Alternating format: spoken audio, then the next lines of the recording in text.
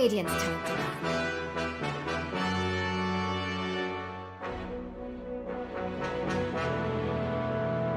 Elder Titan is a hero amplifies something that I really 10 seconds. Wow, way to pull the veil behind the curtain. I'm trying to be stealthy here. We were like squinting at the draft. I'm multitasking even more. You want some statistics? I've been curious. Elder Titan, not a particular. Homie's got a high win rate though. 11 picks this turn. Immensely popular in China. They were first out for protection and more. Probably Elo. 10 seconds. Also, it had its time in the sun. Wildcards versus 5 seconds. Another thing I want to mention who's on Radiant. So normally Timbersaw on Radiant, if you want to leave him alone, you try to save him. He's way stronger on Radiant. How you can pull on Radiant is you can pull 1 and 2 and sort of denial. On Dire, like if you want to do that, you have to skip an actual. This has to carry like free farm too much. Is that a Hoodwink? Those are like, I think Quincy could, those are some sort of specialized heroes from. When actually came onto the Dota, TA Wind Ranger. Only played those 2 heroes. And MSS and SVG have both been spamming this Hoodwink and hubs. Also, SVG has actually been spamming Mars 5 and hubs. So I'm sort of excited. I mean, we won't say this game because. But I'm just sad I said that. But I want to save it. Like I should have saved that. Also, Matthew, I think play as well. Probably be 10 seconds. 5 seconds. It's Radiant's pick. High base armor. Gate most of that. Is it really just that make Dire should pick now. Lion. Because you reflect how the aura works is you have to be able to slide the terrible minus armor aura. And also you can use reflection on the ET any of the heroes. And then you'll have ETs. Like the builds that Terrorblades are going, they're going like heals of like Dragon speed very early on the so it's not like you can just stand beside the Terrorblade, especially from up to 5 ET. Kill him to death. I think it's a good ban because Luna also lacks single target damage. She's like a weird carry. You saw LGD pair, was it LGD who paired Luna with Luna? No, that was Nigma. Okay, so usually you want to pair Luna with high single target burst, even from like a bot who has like dagger build. Venomancer. Bans on the. That's really interesting. Doesn't really fall into the archetype of high single turn. But that's for offlane. Yeah. Well, there's sorry for interrupting. There is some single target. Just who? That's a good point. So Admiral Kunkka. Hero who's mixed damage. They have prioritized it mainly in the mid lane. 10 seconds. It's Radiant's turn to ban. Could see a flex based on last. You can mess up and pick it as a bad matchup. Just who will You can throw the Kunk. I think it's most likely this time. The Venomancer hero is interesting. It's really good specifically against Nick Assassin. Just drop a sentry in a fight, put a Venom ward somewhere, you can sort of like ward off any aggressor. Venom's also like, if you look at Quincy Crew's lineup, like they have the potential to group up right now.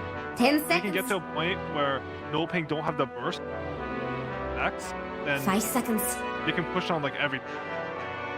Do you remember how we were talking no pings and how it might be there aren't really That actually sounds vanguard pretty good heroes? this game. Yeah, I'm looking at it. I was like, go for this.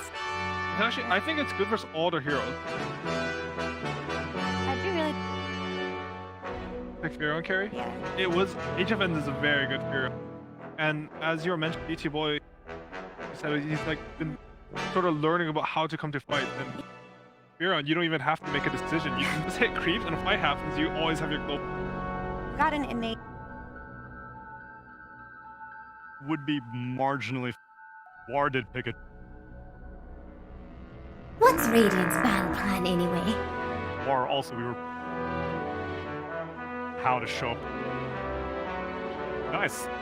Nature's Prophet has Dire been basically should free. pick now. He has not been picked. Banned a few times. Laning's really bad into off. Doesn't pressure. But from the safe lane, it's completely different. One of his best strengths was cure any 10 seconds. High base damage. 5 seconds. That's a good ban. That's We don't get to see it. Avery, LOA. I think he's like the smartest Dota. I really do think that. That's the. High Yeah, praise, no, Howie, like, how praise. I've worked with like there's a lot of really smart Dota players, but how he like functions human, like that's how I think about.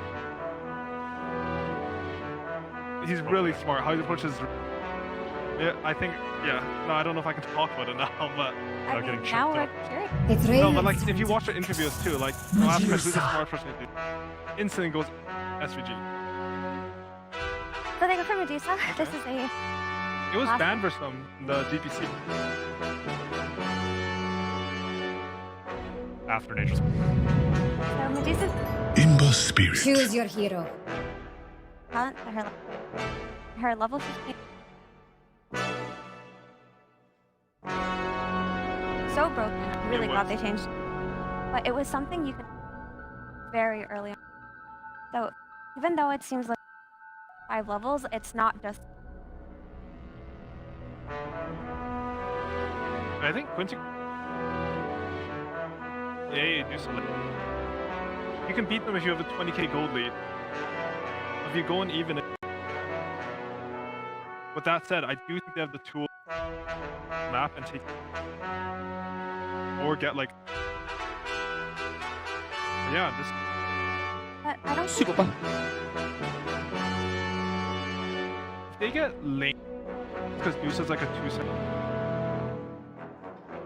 Really slow, but I think I agree. Dusa should fare. I think a lot of this will come down to like Ember, laning. Very- And Ember, yeah, you're right Never for sure. a doubt in my mind.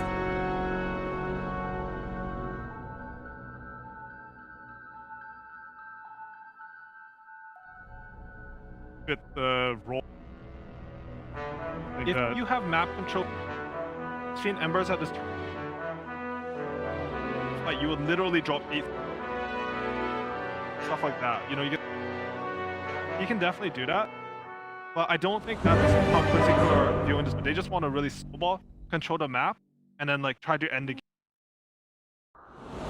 I agree that you have to end it.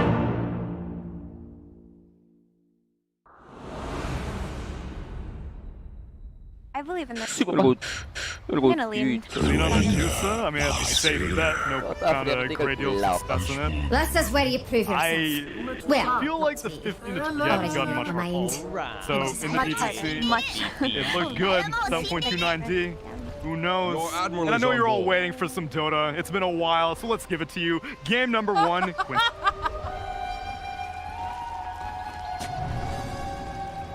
Welcome, everybody. Suns fan here with Cinderin. If you look behind us, well, we can't actually see the heroes, but who would you cuddle with back there? What hero would you cuddle with, Cinderin? Your Pick a hero. admiral is on To board. cuddle with? Yes, You you can do it. Luna. Incorrect. The Mount of Luna, Nova. Oh. Luna, as we know from the anime, is a literal psychopath. She gets a lot of her attributes from That BSJ. is But let's get actually- started with this best of 3. Quincy Crew versus No Ping. We've been waiting for some dotes, Your admiral is and we're on going to get board. it, young man. Finally get to see Quincy Crew after many a months or weeks, or you lose track of time when you watch Dota, but I'm the true expert of Quincy Crew, Cinder, and you're the expert of No Ping, I know, so we're going to do just fine here. What do you think of these lineups? I think based on what we've seen so far in the tournament, probably No Ping with the more like standard lineup, so to speak. The Luna has only really been played with success by Team Nigma so far. I think maybe one other team has managed to grab a win. We saw Liquid get knocked out on the hero. That was its actual first loss in the tournament. Going into that series, it was 5-0. So we'll see if it can keep that dominant streak alive. And Venomancer, which has not been a very popular hero either, is going to be run here by Leslau in the offlane as a position 3. So From a personal perspective, I really like Quincy's lineup. I like what they're doing here. I am a big fan of Luna strategies that come together and really want to fight, and that's the kind of ballpark that Venno thrives in. So it makes a lot of sense to me to pair that with Elder Titan. And that kind of lineup needs catch, so you've got that from the Ember and the Line. So I just think that's very well-rounded and nice, but as far as the meta goes, no ping with some really strong heroes right now. Getting their hands on both Nyx and AA. Probably regarded as the two single best supports right now. So. Yeah, we were talking pre-draft. No AA ban to start things out. He's actually there in the second phase, so pretty crazy how... I mean, all these metas kind of develop with each specific tournament, so it's kind of cool to see like what regions end up favoring what type of heroes, and you see a little bit of pressure here onto Mr. Pandaboo, as Matthew actually takes out a courier in the bot lane. But when you get to like the mid-late game, who do you favor in the current meta? Like the Medusa, who has been nerfed, or Luna, who has had, I mean, I want to say not great success to start, but has actually started showing her true colors as a pretty decent carry these days? Just in a flat carry versus carry matchup is actually kind of weird because both heroes are spread damage carries, right? They're not like very strong at single target, either of them. So mostly it will be around the supporting cast, like who gets to land that spread damage in the fight. And as far as it, I think it's pretty even. Like both teams have great ways of setting it up. Slide chains, ET Stomp and Earth Spike on the Radiant. And on the die you have X Mark, you have Nyx Carapace, you have some really strong slows between AA and Timbersaw. So really, I think the items to look out for in this game is actually largely going to be Dispels. Like getting BKB, getting Manta Style, Force Staffs, Lotus Orbs, anything that can allow you to outmaneuver the opponent in these fights. And those items really are the name of the game against Venno, right? Like this hero is all about slowing enemies, keeping them in position in a small contained area. And the moment you can break that like stalemate and get on top of a hero like Venno, it's actually relatively weak most of the time. Right. And from Quincy Crew's perspective, obviously LOA, also known as SVG. They have a lot of alternate names. Leslau, Lelis, SVG, LOA. Oh, that's a misstun. Matthew? Not going to get stomped. Truly unfortunate, but yeah, some harassment coming the way of MSS. But LOA getting to play one of his patented Elder Titan games. And mid lane, you can just see the discrepancy right now. I mean, this is what Quinn kind of does. Doesn't really matter on the region. He absolutely destroys, just in the CS alone, 19-1 to Dark Mago's 11-0. So off to a very good start for Quincy Crew in the mid lane. I don't remember who it was that told me this, but this is a player versus player matchup that Quinn is very comfortable with. I think he has played against this guy a lot, especially in NA pubs. Dark Mago, obviously one of the high-ranked players as well, coming out of SA. And this matchup, Kunkka versus Ember, is one, if you've played a lot of mid in the last few months, this is a matchup you've definitely both played a couple of times. Kunkka was very popular, I want to say 2 months ago, and Ember has kind of come and gone over the years even. So you've definitely played this before. And I do think Ember, by maxing out the Flame Guard and Sleight of Fist, has a good chance in this game of just pushing out the lane. As Dark Mago might try for something here. It's not going to be a kill, but it's going to be good damage. Oh, Tidebringer does a lot of damage, but yeah. Torrent not so much, just basically takes off the Flame Guard. Relatively even. Like, I don't think either side have outdrafted each other. But then again, the crazy thing about watching both these teams play is we haven't seen either of them play in so long. So we've seen some teams kind of go straight into that lower bracket, like the alliances of the world, but it just kind of depends on, you know, who you've been scrimming. Because I talked about this on the panel the other day. And not just about how much you're scrimming, but who you're scrimming against, because a lot of the teams that you want to scrim are in these like group stage or wild cards. Some of those are already eliminated. Maybe they didn't have the right strategies, and that's who you've been practicing against. But might see our first blood here up top. Pandaboo. Actually, they're going to yield on MSS and Leslau. I thought maybe they were going to pursue that, but respecting the double Fairy Fire and Sticks as Matthew. Lucent Beam, the Spike Carapace. All right, LOA. You can really pack a punch with that briefcase. You prefer briefcase or staple? I just gotta double check. Okay, so you and Jenkins have a lot in common, it seems. I like stapler. He stole it from me. Okay, yeah, very understandable. Yeah, in the spot lane, Oscar on the Timbersaw, only 10 CS right now. Does that surprise you at all? That's relatively low? That is not good. Yes. That is definitely a rough start for him. Timbersaw, not necessarily the most farm-dependent hero. A lot of the times just getting level 5 or even level 3 is... Top lane, MSS and Leslau. Looks like they're going to find the first blood onto Medusa. So HFN. And meanwhile, mid lane, Quinn gets some help from LOA, and they take down Dark Mago. So Quincy Crew off to a very good start. And we talked about the lack of CS here for Oscar. It feels like they're winning all 3 lanes right now. Yeah, they're definitely well ahead right now. Obviously, you're looking at Veno also sitting on that 15 CS mark in the top lane, but Veno is considered really bad at CSing in the start. Has bad base damage, doesn't have the best stats either in general to just stand its ground if it gets pressured early on. Right. So the fact that your Veno and the enemy Timber are neck and neck on CS, although Veno even has 10 denies, which is actually pretty incredible. And Matthew's going to take a gale to the face here. An MSS with the Earth Spike to follow, but here come the reinforcements for no ping. It looks like it won't really matter, though, as Matthew takes a tumble, and they're not going to get any trade whatsoever. Lelis able to get some tango action there going as well, so going to be back in fighting shape. For a brief moment there, we had a 2k gold lead for Quincy after 5.5 minutes. So it's a very big lane win coming out from them so far. I mean, would you say just coming in that Quincy crew are the favorites in this best of 3 without seeing any lineups whatsoever? I would definitely favor them. But a big part of that for me is also about player knowledge, right? Like, I'm more familiar with their players. I know more how they play. I know they have more international experience at big events, right? Especially noteworthy players on Quincy for, well, actually, honestly, all of them, right? Have quite a lot of international experience. The one with the least might almost be Lelis, actually. Yeah, possibly. The VGJ Storm lineup that played at TI8 had SVG has played 2 or 3 TIs now, I think. MSS has played more. He's played since back at TI, I don't know, 3, 4? He's been here basically forever. He's played a lot of TIs, and yeah, these are very experienced gentlemen. Of invisibility. Don't know if they're actually gentlemen, but they're experienced. I've heard nothing but bad things from AUI, but after meeting MSS several times throughout the years, one of the nicest human beings in the world, which makes me question where Curtis' true allegiance lies here. It's HFN. Doesn't have a whole lot of mana, but gets it a lot back with that Mystic Snake. Dark Mago has made a rotation here. Lesla just going to TP out. Ornn is going to connect to Elo, but they don't have vision.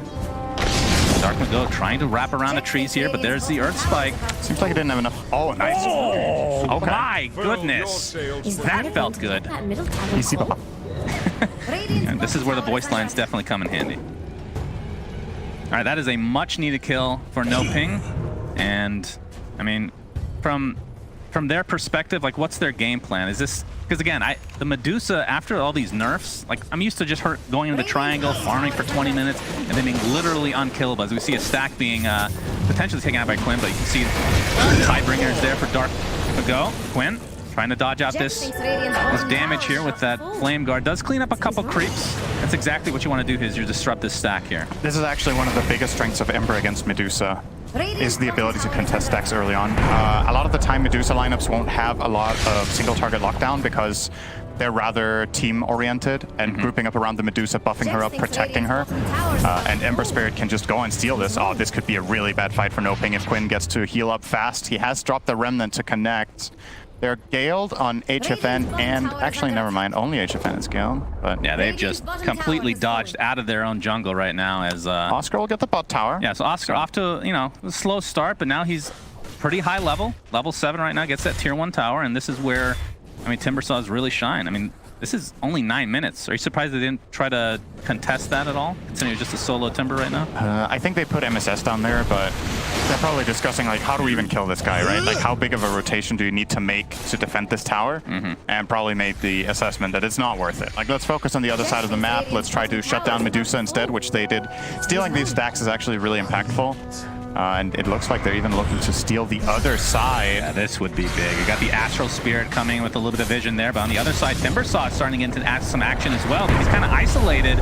Echo Stop is there for LOA. MSS not quite level 6, no Finger of Death coming out. Dark Magoo getting gone on, but the boat, will it connect? No, Quinn jumps in. Beautiful Sleight of Fist into the Remnant. And now he can just start cleaning up this stack. They really don't have anything to contest. Even with this AA and Nyx Assassin here, they can't do much right now. Oscar, I mean, Quinn probably gets out.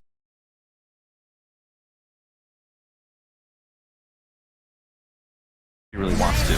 Out of Remnants right now. Just wait. Actually, he does have one down. Yeah, he dropped one behind himself. So he can actually reconnect on this one when he comes back to base. Ooh. Got his hands on the Fairy Trinket. Really good item on Ember.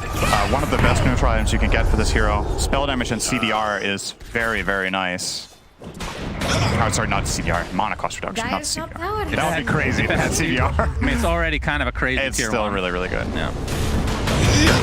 any spirit, really, would love to have that. Yeah, it's very, very good.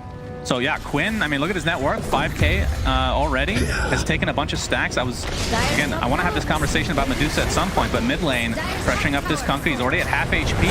Pandabu, not even level 6, so no Ice Blast to come. Echo Stomp is there. Looks like they're going to try to back up. Oh, the Finger of Death actually bursts him down, not even needing that Earth Splitter. Now Oscar, I mean, he's relatively low HP. You better be careful. LOA with those right clicks. MSS gets a double kill on top of that.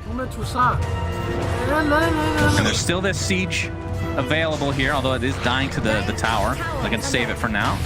Let's see how much damage they can actually do to this tier 1 before the rest of No Ping come back. Somebody needs to go and kill the siege creep, but they're actually going to lose their mid tower at this rate. I think there's going to be an impale here from Matthew, I would assume. They have glyph. I guess they're fine. Yes, they're good. Quincy don't have enough resources to stay, so never mind that. It's going to be fine.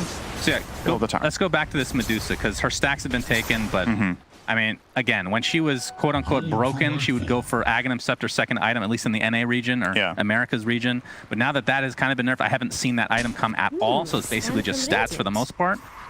Is it kind of still the same play style?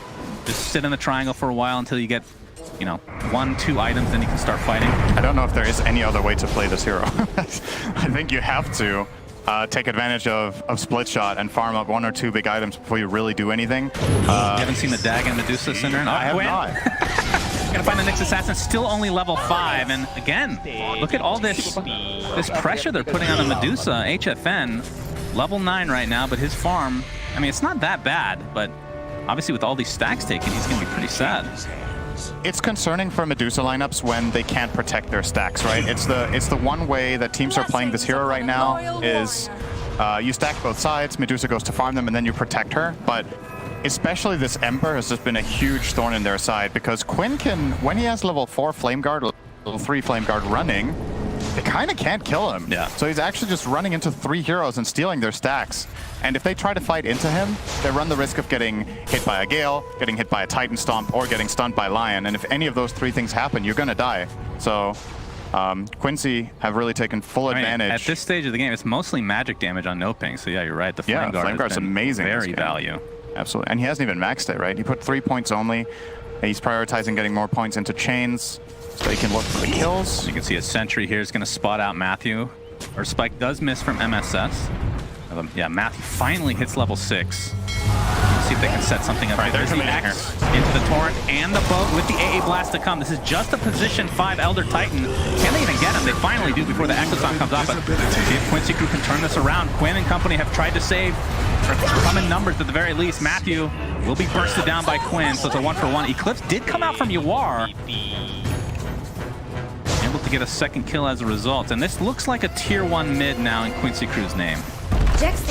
Yeah, very easily going to be able to grab this.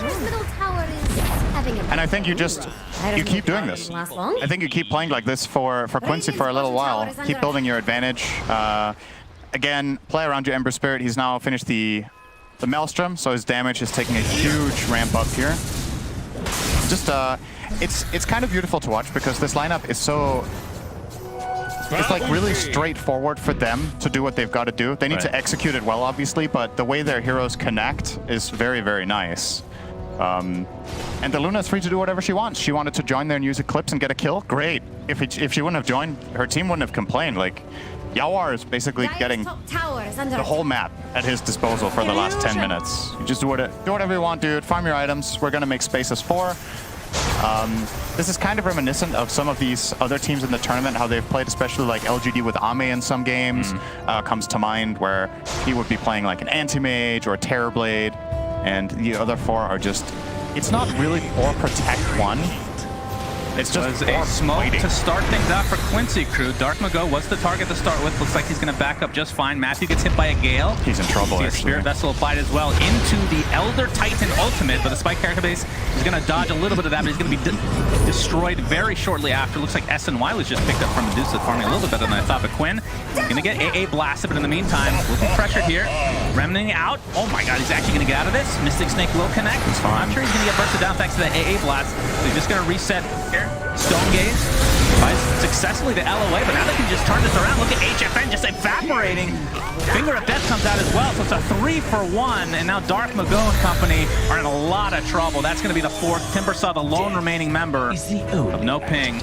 Sorry, Matthew's still there. No offense, Matthew. Well, he respawned. Yeah, he just respawned. So he's so low level that it looked like he was never gone. That's one benefit of being a low level, I guess. That is true. I mean, 6K net worth lead at 15.5 minutes. Yeah, and it's not just the gold. It's the way that every single fight has been going. Really does feel like Quincy are just outclassing them at every turn. And a lot of it comes back to the start of the game, right? With the Kunkka versus Ember Spirit lane, where Quinn built himself an advantage, found the kills, and the Kunkka was struggling to find the same impact, even though there's a lot of good X-Mark targets in this game. And basically everyone else than Ember is very susceptible to getting caught, but they haven't been able to connect in the same extent that Quincy have with their spells. A little bit of harass on Oscar. I don't think they're going to commit on this at all. And I still have a couple charges on that Spirit Vessel from Leslau, who is disgustingly sporting Arkosh Gaming. That is just not even his own team. And I will say, it is hard to play from behind against Venomancer. This hero is so good when it gets ahead, because you basically build a house in some area of the map, and it's kind of like having 2 Observer Wards non-stop that the other team doesn't have. You just place Plague Wards, just that these Observer Wards also deal damage and steal your farm. So you can see Leslau just building into this triangle, just controlling the area. And if No Ping want access to their triangle, they can't just walk in there with their Medusa like usual. Right. They need to make a team rotation to even take the area back, or have, say, in this case, Timbersaw go in and do it. Dark Mago. Looks like the Echo Stomp into the splitter. And yeah, he is completely surrounded. Will be a kill for Quinn this time around, who's 2nd net worth right now. I mean, Yawar is really the story, though, in terms of the farm. He is 10K already. He is huge. Looks like, I mean, he has the Dragonlance M and Mask of Madness. Will actually be, I mean, it's a casual Yasha, it looks like, so it's going for BKB next. Yeah, I think it's a good choice. You're probably going to get this BKB and go Roche, and then you're feeling really powerful, or you can use it to take all the outer towers. Realistically speaking, from No Ping, getting a good fight off probably relies on finding the backline with Nyx, AA, and Timber. Going on the front line is very ill-advised into BKB with the kind of lineup they have. All right, trying to whistle Leslau. They'll be successful. He gets off his poison over in the meantime, so a couple members of No Ping are going to tick out here. They're going to get the trade onto the AA, and now Matthew looks like he's on the wrong side of the trees here. Double kill for Quinn. They did lose their offlane, though. So I think at this stage, No Ping will probably take that. Well, looking at the KDAs so far of the game, 2-for-1 is a very major improvement over their previous score of 15-3. Yeah. So a 5-for-1 would have been a break even mathematically. That is, man, you love the maths, don't I you? do. Oh, Echo Stop. I love number. Yawar with the Eclipse. They're going to set up with okay. that Impale into the Finger of Death. Right. And yeah, they have the damage to burst down pretty much every hero in this game right now. I mean, Oscar does have the pipe, and he actually popped it there. Just not enough. 7K net worth lead. Quincy Crew is sporting that. You are trying to take over the enemy jungle now. Immediately on to the next move. They just keep playing very aggressive and cornering the map. You can see No Ping. For the last 5 minutes, they've kind of been cornered. Quincy just keep taking. Matthew is going to be spotted out with that sentry. And he's just destroyed before he can cast literally any spell. So Quincy Crew in firm control of this game. And I assume once these BKBs come online, that's when we'll see either a couple pickoffs into Roche or just straight up team fighting. Yeah, there's no space on the map for No Ping. I think in this game state, you have to try a team fight. You need to smoke as 4 or 5 heroes to open up an area of the map. Realistically speaking, if you go into the enemy side of the map, into their jungle, the only tower you've taken is the bottom tier 1. You haven't opened up the mid. So even swapping sides, so to speak, will be difficult to do. So you're probably going to have to look for this engagement. And here's the Roche. The BKB for Luna is arriving, coming out very quickly on the courier. I mean, No Ping does have a good contest lineup for Roche. They do. But the problem is they're just so horribly out-farmed and out-leveled right now. Yeah. I mean, AA Blast with Boat, and of course, Stone Gaze coming in. They're too late. They're on their way. They're smoked up right now, but yeah, Roshan is officially dead for Quincy Crew. And by that, I mean now officially dead, as Yawar picks up the Aegis. looks like they want to fight here. He doesn't have Eclipse right now. Pops that newly picked up BKB, and Matthew's just going to get bursted down by that right click. So an instant kill for Quincy Cruz. HFN finally gets the Stone Gaze off, but his AA falls very shortly after, and now they can just try to burst him down with that Spirit Vessel, but and the Mana Drain coming in. The boat trying to counteract all this damage, but again, Quincy Cruz damage is just crazy. Triple kill for Yawar. Doesn't get the ultra. This is going to be a full team wipe with the buybacks coming in as well, and no ping. Time for a rampage. Yeah, ultra kill onto Yawar. I don't know. LOA does a lot of damage, but that is the official rampage for Yawar in this game, where GGs are called. Absolutely destroyed. An absolute shellacking is what we call it in the Americas region. Cinderin? Yeah, actually, it's just sure. NA. We call it that. I think I know why they're called no.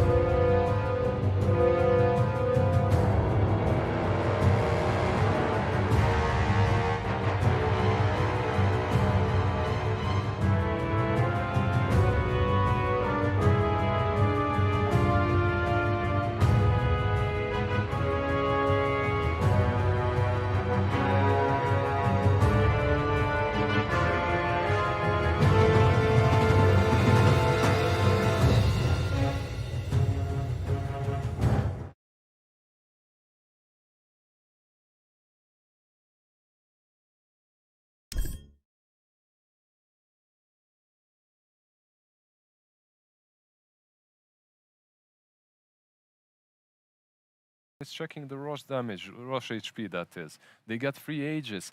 Hey, tosses his ulti. Like, he had enough time to use it on anyone. Doesn't connect on any single hero. Oof. Oof. I mean, it's one of those games where you hope that...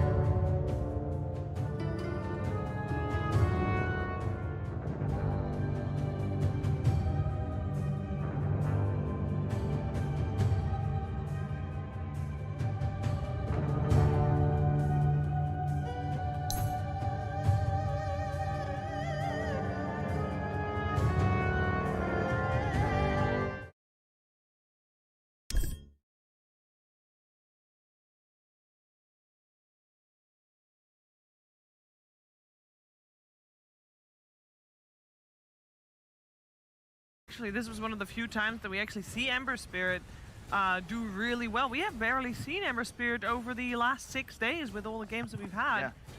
The Quincy crew make it work in a big way. Yeah, I saw it. I believe it was LGD who crushed a TA lineup, which really plays the same way Adusa would in a lot of ways. If you can take towers early on, invade the triangle, you'll find the enemy carry at Ancients. And yeah, might want to stretch things out, loosen up a bit, because that was an absolute dumpstering. 10, 0, and 10. Yeah. And I just feel like, no, Ping, you've got to just rethink, unfortunately, your entire concept of Dota. Because if that's what you prep 2 weeks for, kunkka mid, that's an offlaner, folks. Medusa, that hero's dead. 2 heroes that they definitely need to think about a little bit. Like kunkka, like you said, not really that popular. I can see him working. We've seen, this isn't the first time that it's picked, but Medusa, however, just, you can't, it's in the past. Just let it go. Let it be. Let it rest. It had, like, Medusa had its patch. It's over. Weird. Luna is the better Medusa now. Yeah. Like she's kind of taken over in terms of that. But why though? Powerhouse. Because Luna farms faster and can join fights faster. The power spikes just come sooner to you. Meanwhile, this Medusa talent just got destroyed. You don't have the mana. Mystic Sneeze talent. And He got owned in the lane too by this man right here, Les Lau, on the Venomancer. And you got to remember, he learned from the best. KBBQ, their coach. He is, most say, the best Venomancer in North America. I'm sure he taught their new offlaner everything that he knows. Sure. But they won the lane top. I just also have to say, versus Medusa, I like slows so much, and Venomancer is exactly what brings that. She's already naturally extremely slow. Slow of a hero, right? Doesn't really move. It's a tower in team fights. And then when you add on top of that some Venomancer constantly using those, the Vessel, the ulti, the Gale, it's unplayable. It is indeed unplayable. 2 things I want to touch on. First of all, Finran said that playing Venomancer is like building a house. Building a house in which way? You have to have probably you have to have very strong foundation, and that's maybe what he taught with Venomancer. I think it was to do with the wards, where you're basically building, you know, but that's like planting a garden. Yeah. You marking your territory. No? I would say not house then. How about weeding a garden? You know, typically you try to remove them. Venomancer wants but to you place them. spread it. So no, what I think about the Veno and this building the house, we can ask Cinderin after, is you have to have a good start. You have to have a good, decent laning stage for this hero to work. If the foundation is shaky, the hero never works in the game. Okay, my other question is something that was said earlier today. You have to have a good, we've had a couple of games games for this hero to that work. have gotten out of control real fast, right? The speed of the games. My other question is getting faster. Power spike. Well, we've had a couple of games that have gotten out of control real fast, right? The speed of the games. My other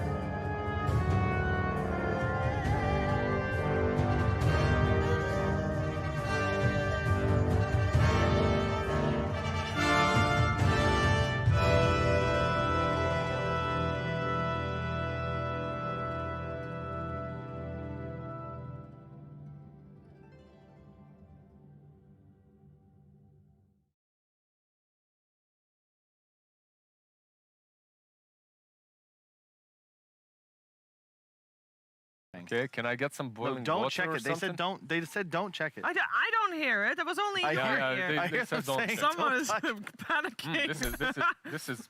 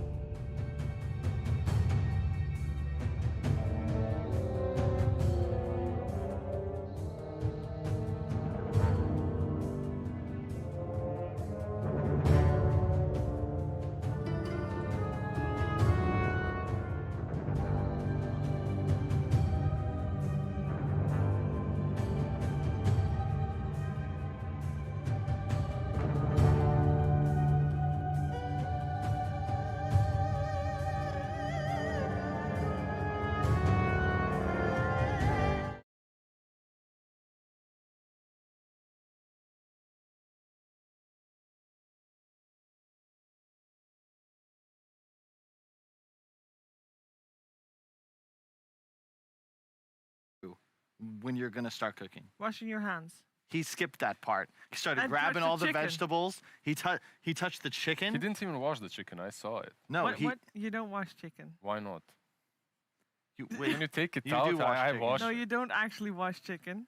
I would You still do. wash No, it. you don't. you do. I do. I wash it. Under the tap? Yeah, you rinse why it not? off. Like you You rinse rinse it. vegetables, It's you all rinse things. gooey at the beginning. I don't know. Yeah. I like to wash it. It's like slimy and stuff. Yeah. I don't know what kind of chicken you're buying, but I don't need to wash chicken if I buy it. I've never had to Chief, wash this chicken. is what I got from you when I did. It's go home, make it yourself, package. Okay, I'll take it. It is really good. I'll try to see if we can set it up. How? We're not gonna cook while here. Maybe we can figure cook it out. right here. We We have got a the kitchen, tools. right? I mean, do we have a kettle? Maybe. What's your favorite food? If you don't go to a ramen shop, what would you eat? Ramen is, well, that is my favorite thing. No, but you're not going to a ramen shop. So where are you going? What I miss most living here? Yeah. Burritos. There is a lack of, it's hard to find spicy food. Mm-hmm.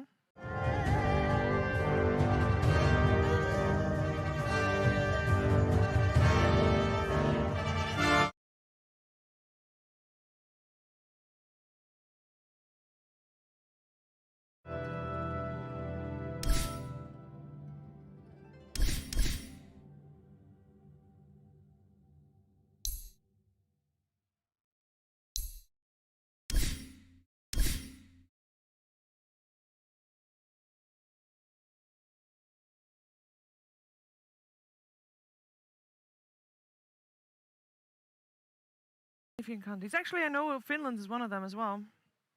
Matu actually does do those things where you go with your friends, with a couple of drinks. You go probably somewhere. there right now. Just a couple of drinks. Yeah, you go somewhere, a couple of drinks. It is Scandinavia, you know. Of course. Couple of drinks. Scandinavia is I think definitely Eastern more than Europe average. Yes, has kind of a similar thing going somewhat here. similar. Yeah. And then you just go somewhere. You catch fish. You're there for the entire evening, night. You eat your fish, drink your drinks. And then you have to sleep it over. Tomorrow you go back home. Yeah. Bring a little tent, or not. They're assembling. It's just so cool that we get to see them as they. Yeah. As What do set they up. have music on? It's, I believe, just to ensure there's no. It's like a better version of white noise for players. So because they are don't like hear each other, yeah. technically like close enough, so they have noise canceling headphones and they pump in music. Oh, that's kind of cool. And I also know I want to have a quick. We're ready for the draft panel, but I want to have a quick update from you guys. Now that we've seen the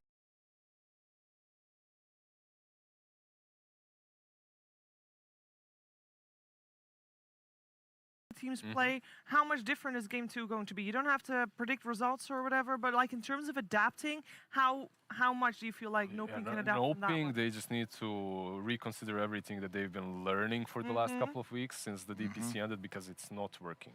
They just need to come up with Adapt. fresh. They tried that They their need to strat, but completely adapt. they should have something prepared, right? Yep. It's just the way these teams have read the meta. You know, we have no real info on them after the month or so of no games, but Quincy Crew, Lion ET, that's a damn good support duo. Yep. Heroes on the rise. Ember Spirit, underrated hero. You look at the Medusa, Yeah, Kunkka. Medusa, Kunkka mid. Like it's just not. It's not the same. Those heroes are on the down. Okay, well, let's see if they Stocks can need adapt. to go up. And if we can get a third game of the series, would be quite Buy the dip. something. No, Buy the dip. nothing. Buy the dip. No ping esports. Okay, well, we're going to see what's going to happen in game 2. Let's head over to the draft panel.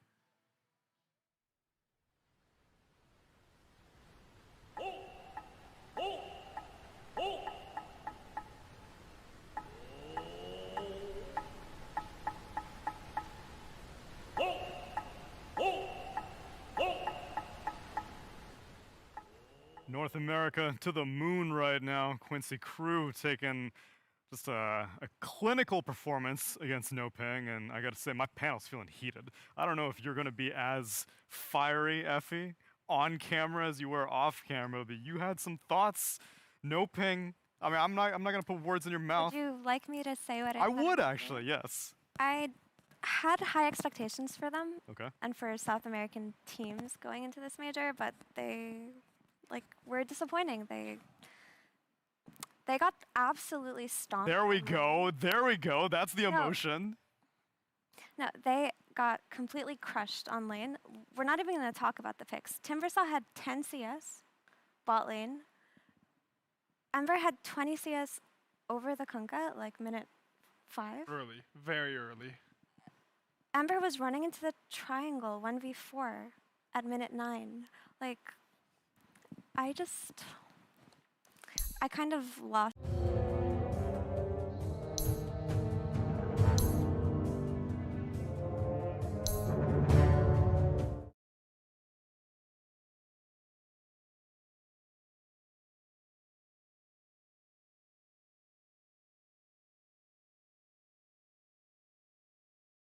Same thing that happened to Team Master early on. They picked a bit too greedy in lanes and just got ran over by T1. So, I mean, it happens, but you just think like NoPing won't be able to adapt, or how does it feel to you right now?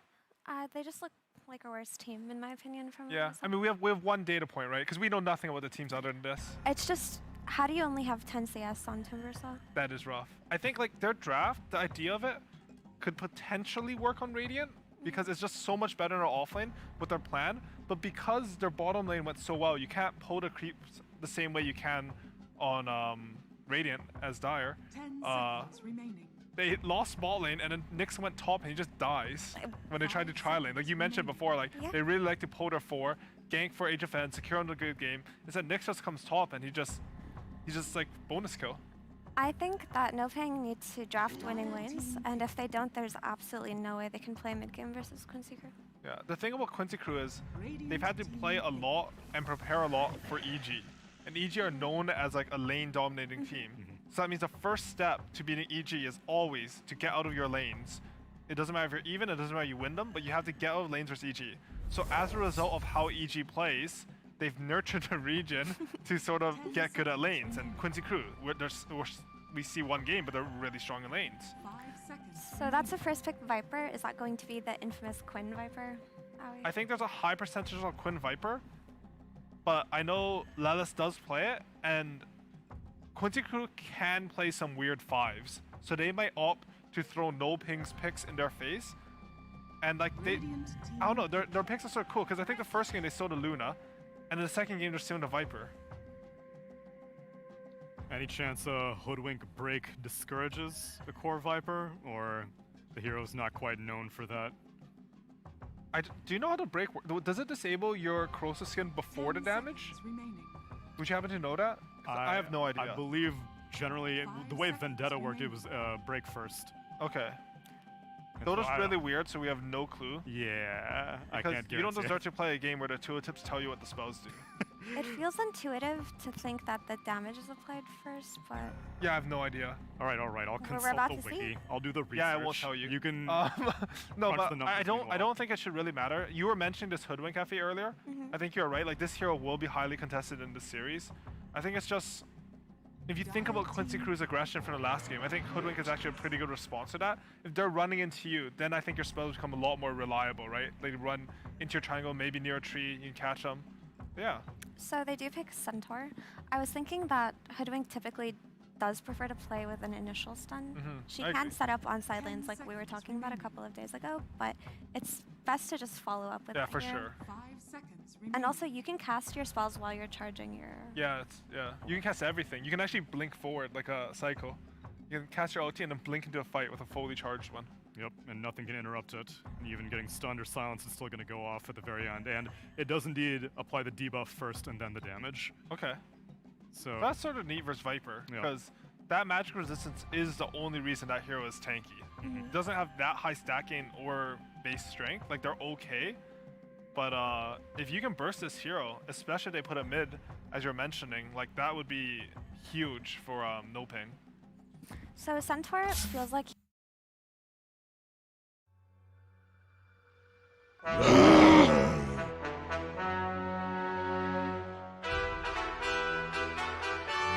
It's Dire's turn. Well, I'd say heroes like Dragonite and Mars, the other really popular offlaners, are really good versus them. Dragonite, you run out of damage versus, he has a hard stun to Mars Arena has always... It's Radiant's turn to ban. So there have been quite a few... That's a good point, yeah. A lot of the heroes... Even TA is a really good center. Low armor, she just bursts through with Cloud, and you're like... low damage instant. Feels easy. It does, for sure. Couple of months ago. So far, I'm not because I'm not. 5 seconds. It's Dire's turn. As far as a hero again, like sizing no.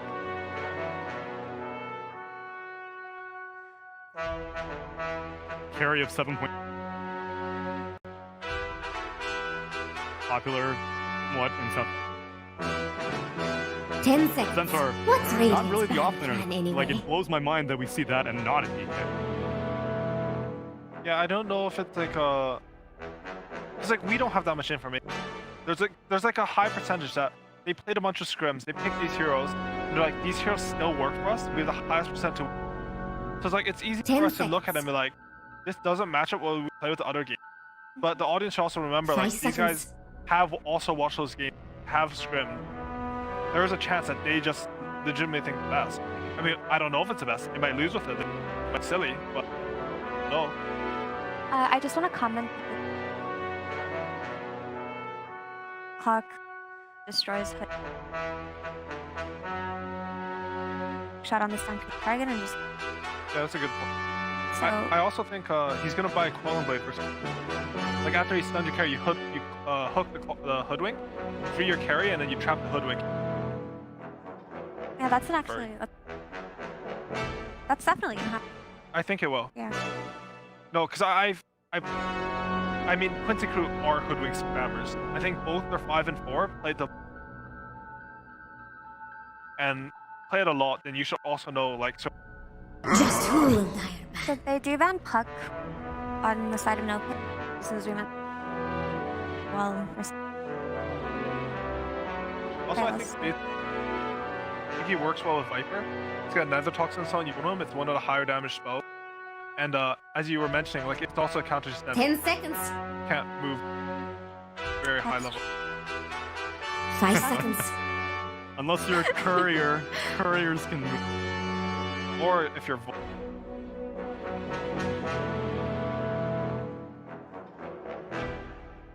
breaks ability drop. Bat Rider pick. What's Radiant's band plan anyway? Really good. He's very good against both heroes, and I know that Dark Mago. He does play a lot of Bat Rider. Yeah. I was thinking about what heroes.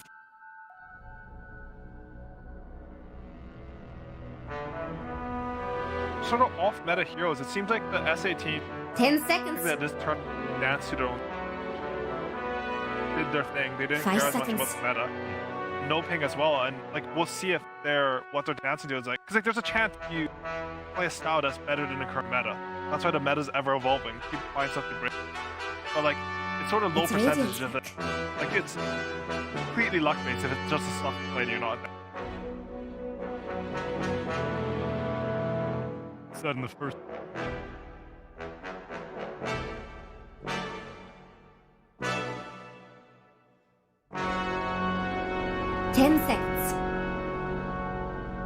Have the time to do that. 5 seconds. For me, what I'm looking at right now is just how our no going to look. Absolutely struggling. If no ping.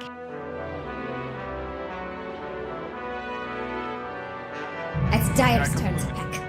Well, strategy games like Dota, or even strategy games like have to have a solid foundation. Don't have the solid foundation, the other person just go kill you, and that's what Quincy did last game. No Pink didn't craft something solid, they won the lane, they invaded everything, took the power map, they just won the game. So far, 5 seconds.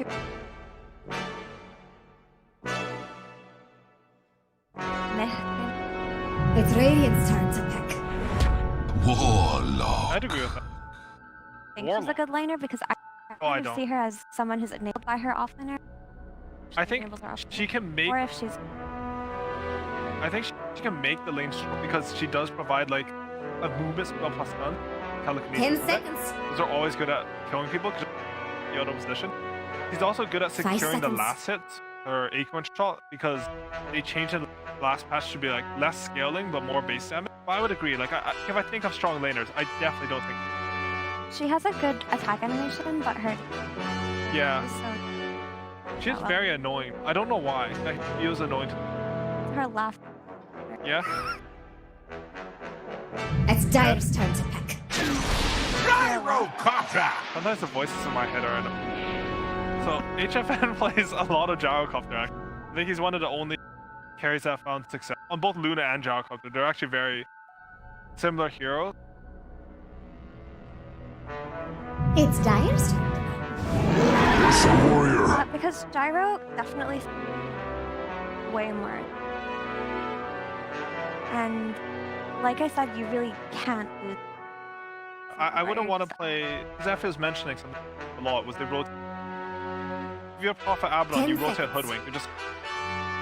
Well, if you have Gyrocopter and you rotate in a hood off the missile or off Gyrocopter's damage, like that could. They really do not like if this Viper ends up going, they cannot give it a. I think it should be mid just because I'm not too sure about the Abaddon versus. Honestly, I don't really know. I could see it working, just hogs into another toxic. I think because it's so pick, no pinger. I like this Warlock pick. I was thinking that too. Warlock is a hero that I don't think has a really like you this hero typically a bit of a slow hero. It's Radiant's turn to ban. Very hard to look to spam heals. Look at your carry. Just who will Last game, he was mid at like 3 the enemy. You can't do that with him. Yeah, no, Warlock's useless. They already picked the Abaddon to Fatal Bonds. And you could say like stuff like Upheaval is good versus Abaddon type lineups, but you have a Stampede countering that. Moreover, they see the Warlock sort of early Gyrocopter, like that rock. 10 seconds. Warlock's team fighting is really weird. That hero used to like 5 one. seconds. It used to be pinnacle of team fight. Warlock, you win team. It's not the same anymore. I don't even know why, but I think heroes just do more damage.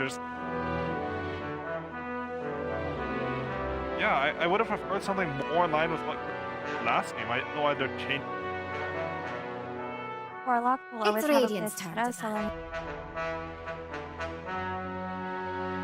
I mean, I can sort of see it like, so this Viper is going to be very tanky this time. Even despite the break, maybe to get a Lotus Orb or something drop. Maybe he, like Quinn, you know, if I want to play Viper, a little bit of teamfight backup. Because if you have to focus the Viper and the Warlock rock, then maybe it comes, or maybe the heal pushes Viper over there. that's an interesting way to look at it for sure. Like definitely got no ping. Dire should pick now. I think the first 3 It's Radiant. lineup, like Hoodwink is damage, but those 3 heroes are low damage for Siggy. An offlane. Yeah, I don't think Lalus plays. It's gonna be an offlane fight. 10 seconds. Kind of skeptical of that. You can. Yeah, honestly, turn it off though. Viper probably still does a lot of damage. I'm not sure. They need, like, no ping have to rotate Hoodwink at the correct time, shut down this Viper. Because if Viper kicks out the Gyro from lane, like, I don't see how they can win it. They're gonna have no damage. Gyro's all their early. The way I say this is Viper builds tank. And that's definitely gonna. I agree with that. But they do kind of have the tools to. Sorry? They do have tools to respond early with better hero. Yeah, I can see that. I don't like the Warlock, but from what I saw last game, Drafts just go out the window if you lose main. Exactly. They look like such. We'll see. I mean, I'm pretty sure Quinn literally has 100. We'll see how this goes. I'm gonna speak with here just because I think they're. Here's. You have, or hoping for itemization? I have the tools to deal with Viper. Okay, if Storm does okay in lane, he has high resources, then you will kill Viper. Exactly. The 5 can't respond, and I don't think Earth can really. So like the draft is closer to last game. Warlock can only respond like every. Yeah, he might come in and heal the Viper. Let's just wait. Heal him and then what? Storm. Well, not power me. and then. Already I'm just hoping that the game... To my fiends. Hopefully the game just lasts longer than 25 minutes. Shame if South America just blow out in the upper division just quickly, upper bracket. Find out how game number 2 plays out.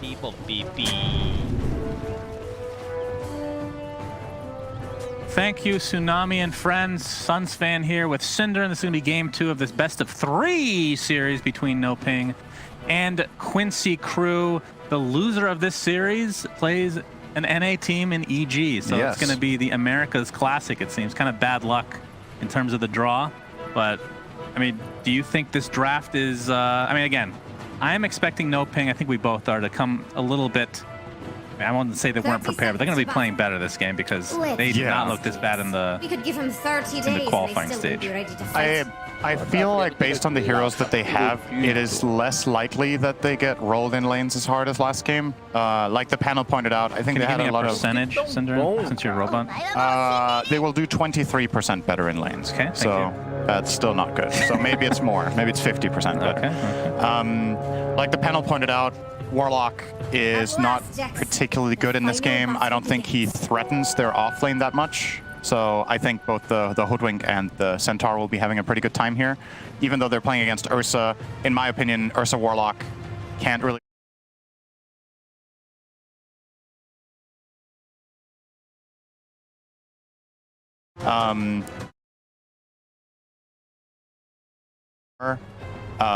Dark Mago favored than the last game, so I think he will have a better time as well.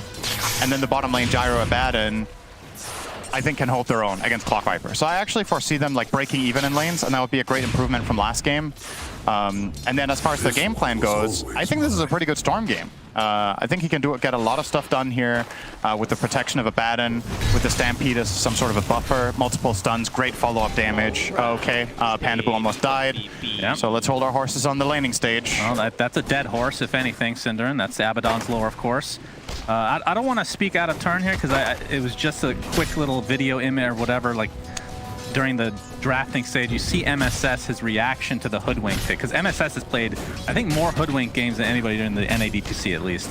And I don't know if this was like a, taking it personally. I wanted that hero, but we'll see how Matthew does on this hero that you think is very bad, although we've seen it do pretty well. You love making this narrative that this hero is terrible. I've never said that. You guys can go through the VODs at any time and hear all the garbage that Cinder talks about this hero. Go through the VODs and hear what Jenkins has to say about things Suns fan also didn't do. Okay, so well, that is true. That is, okay. Well, Jenkins, the true twist of this talent lore is that Jenkins is actually the one that is the true sociopath. Actually pathological liar. Yes. Yeah. This is definitely true. Right, Fatal Bond's top. Matthew's actually going to take a bit of a beating here.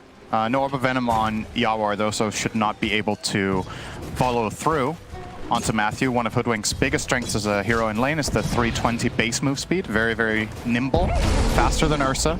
Can outrun, but still... You are jumping on in. Bit of trouble. The Fatal Bond is really annoying with that Shadow Word applied to Oscar as well. I did not think they were going to be able to put this much pressure on them in this top lane. I thought the Hoodwink Centaur would hold their ground a little bit better, but... Oh, Leslav's TP gets canceled thanks to that homing missile. So that is first blood for No Ping. So already off to, I believe it's like a 700% better start. Weren't they down 0-7 or something like that to start the game? Probably 7-1, I think. Okay, well, you're the robot, not me. I mean, what do you think of Gyrocopter in this particular game? Because the way that I look at Gyro is a bit underwhelming as a carry, unless the mid laner is kind of this like semi-carry, if you want to call it that, which Storm Spirit is, or if you have an IO on your team, of course. Can you repeat that? Cinder, can you please listen to me when I ask you questions, of course. please? I am all ears. Okay, it's Quinn. You're going to have to hold your horses now. What do you think of Gyro in this game? You were talking about Gyro with IO. Okay.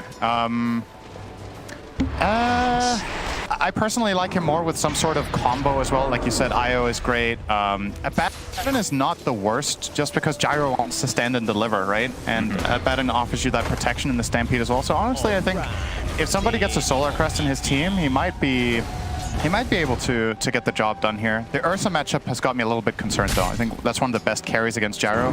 What Gyro doesn't like is heroes that get close to you and can out-man fight you. And Ursa with Enrage is just that hero. Right. More pressure from Dark Mago onto Quinn.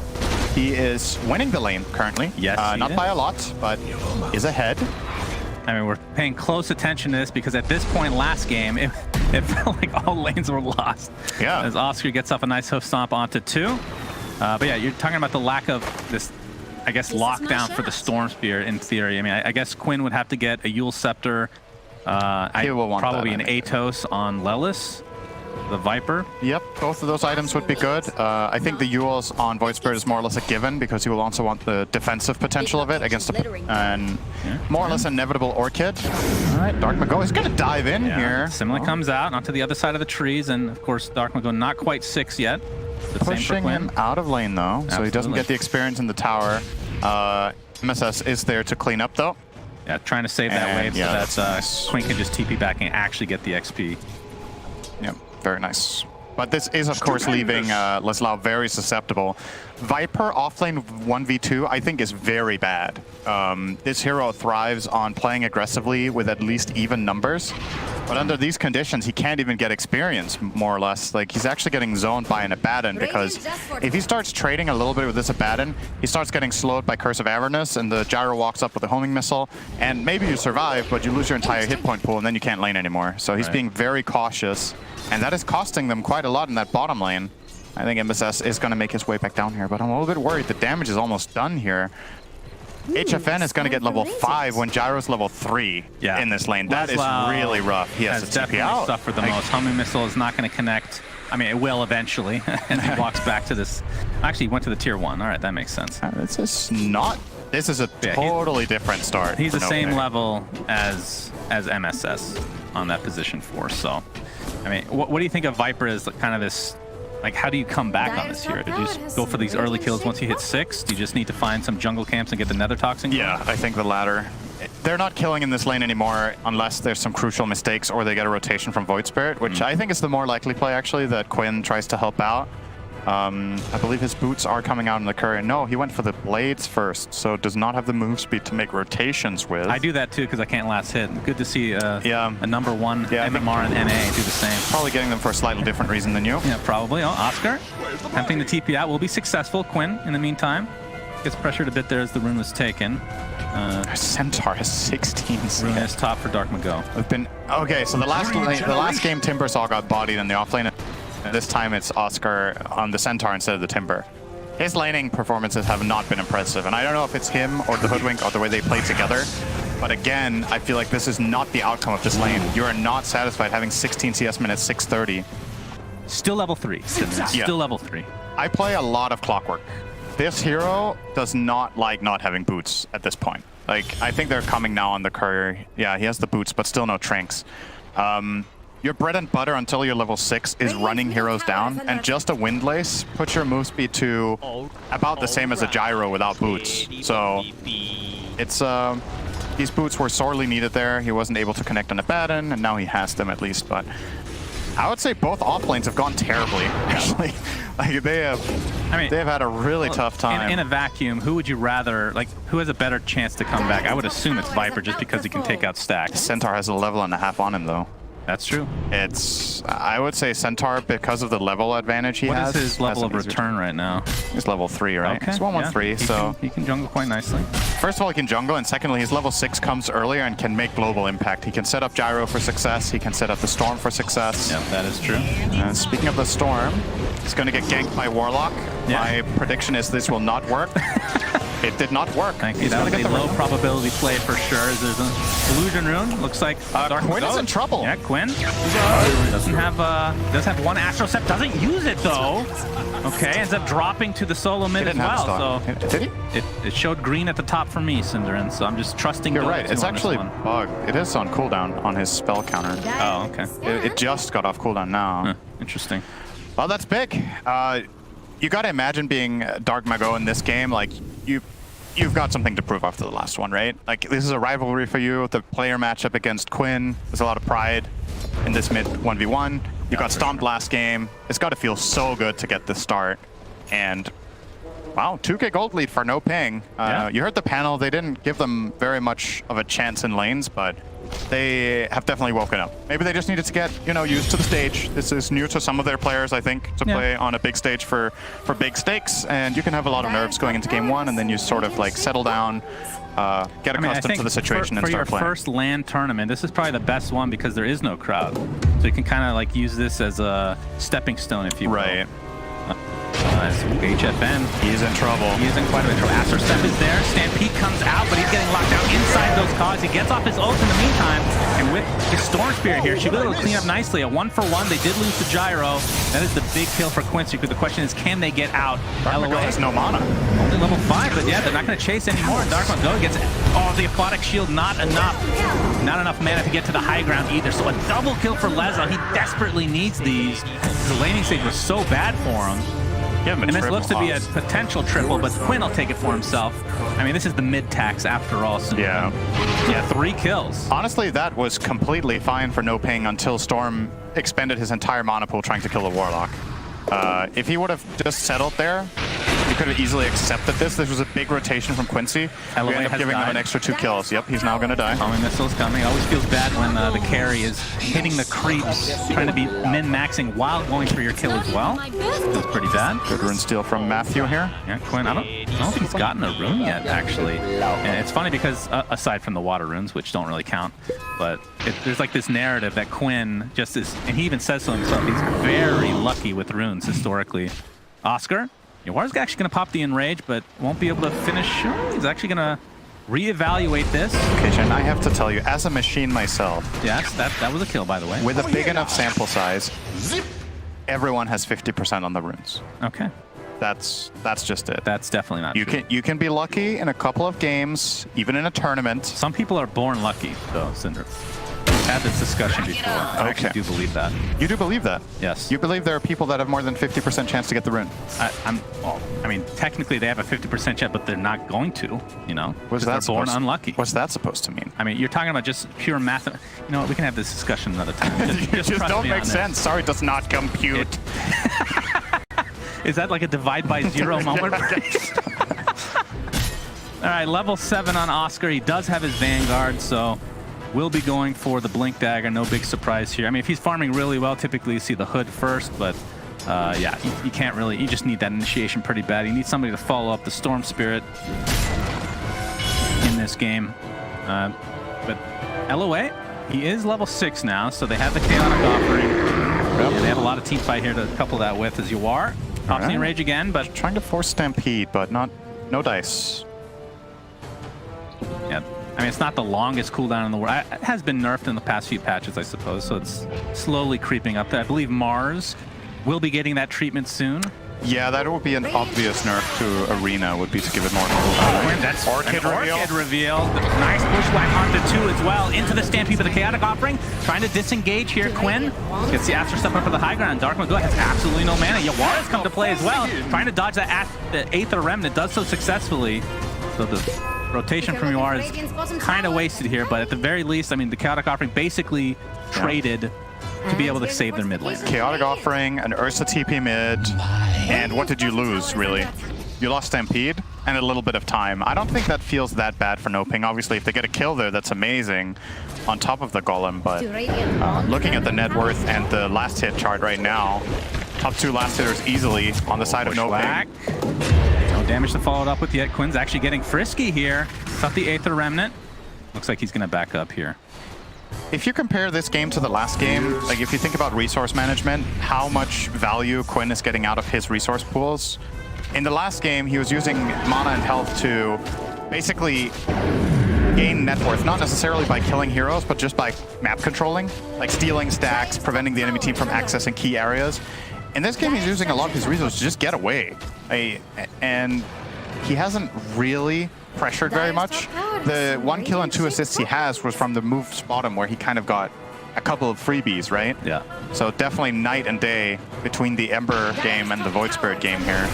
And a lot of it obviously coming down to the runes.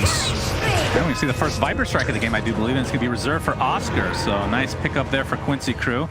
And like you talked about, no ping, they do have a 2K network lead right now as Handaboo comes to the high ground in that triangle. will pop, and I do believe Ursa will finish him off here. That is Here not a comes good Dark orchid. Mago, already out of mana, basically. Has enough to get to the high ground. Quinn now trying to chase.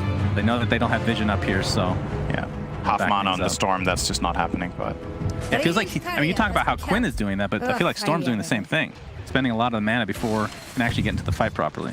That's true, but he is finding more CS as well, right? So he's spending his resources are still giving him more net worth. Oh! There's a Stampede. Looks like Dark Mago did get that. No, actually, MSS took that regeneration, but it's going to pay the ultimate price. It's going to be a sharpshooter from the side by Matthew. I do feel like they could have killed the Void Spirit there, actually. He did get the Orchid on him, but then he went for the Vortex on the clock. And Storm Spirit, or Void Spirit, is the bigger kill. Still, it's a grab. They're getting more value out of their Orchid. And obviously, just when you look at just the nature of how these lineups farm, right? One side has an Ursa with a Diffusal Blade. We've talked about this during the group stages. Ursas are electing not to go Battle Fury. They're going for more of a fighting build. The other side has a Gyro with Ags. This guy will out-farm Ursa any day of the week. HFN is also a very efficient farmer on top of it. So you gotta probably look to fight around this diffusal timing. I don't think you're just happy trading. The trades do not favor you if you just hit creeps. HFN, like you said, with the Aghanim Scepter, is going for the casual Yasha, and we'll see what he picks up after the fact.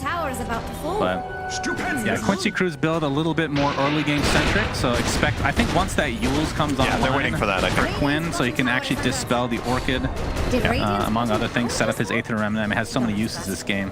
That's when they should probably get active. They're giving Yawar the bottom tower.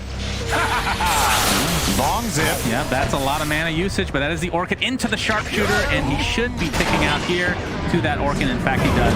MSS hook shot in, doesn't really connect on anybody, but nice cogs. Ends up getting Panda on the other side of the river here. Viper Strike applied to the Hoodwink as Dark Magoo's getting extremely low. Looks like he'll live through this, though.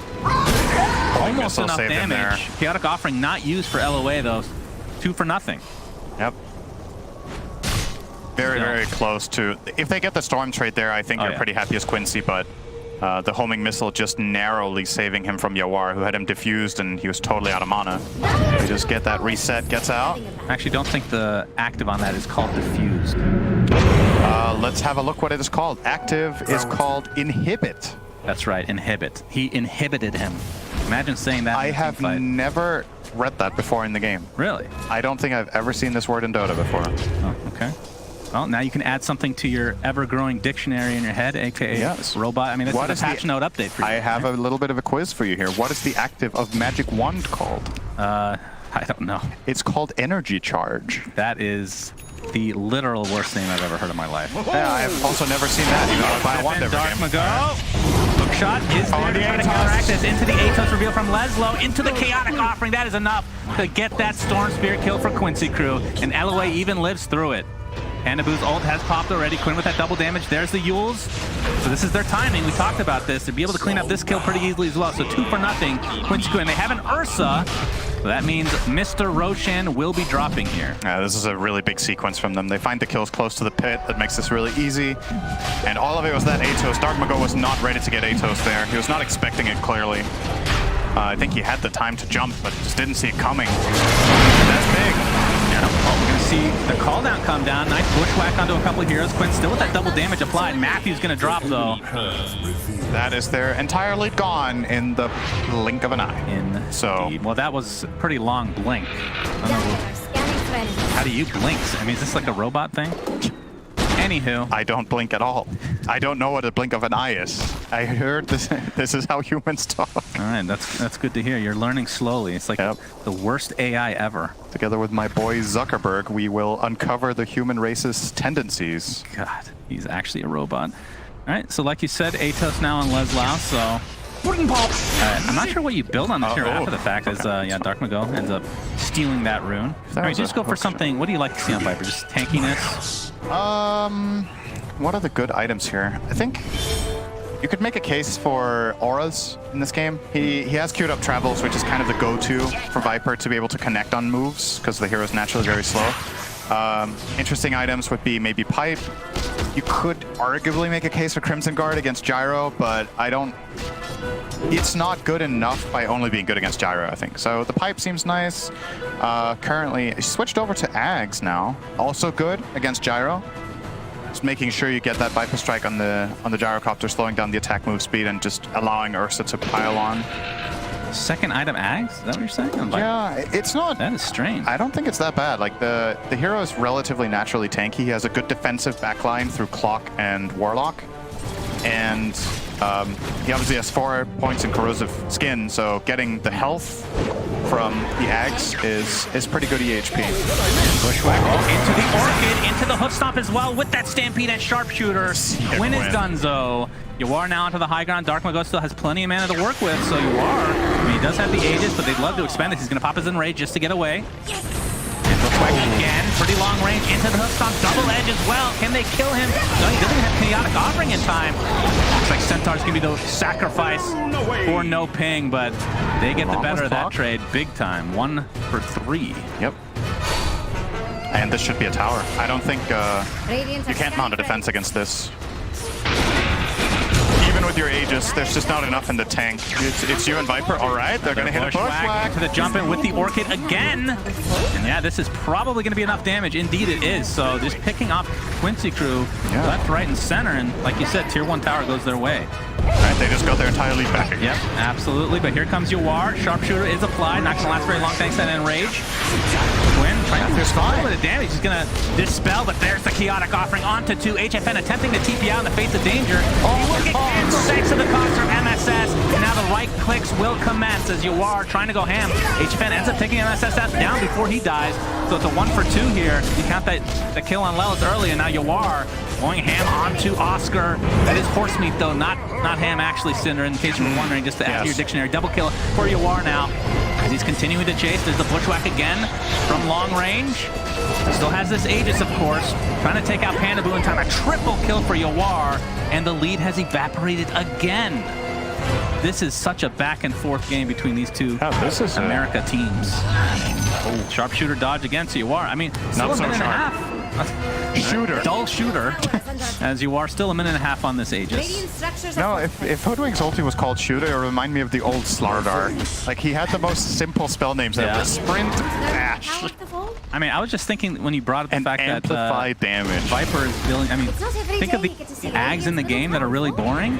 Venomancer and Viper. They're both very toxic in nature. Yep. Kind of interesting how that works out. I'm wondering if that's actually on purpose. You can see HFN, his really keeping getting canceled by MSS, and that pretty much turned this fight around. I mean, MSS dies shortly after, but yeah, obviously Quincy crew comes out on top eventually here. MSS is having a really bad game in terms of how, like, he's level 8 on a 4 clockwork minute 22. And this happens to this hero sometimes because a big part of your hero's job in the game is to go in to isolate.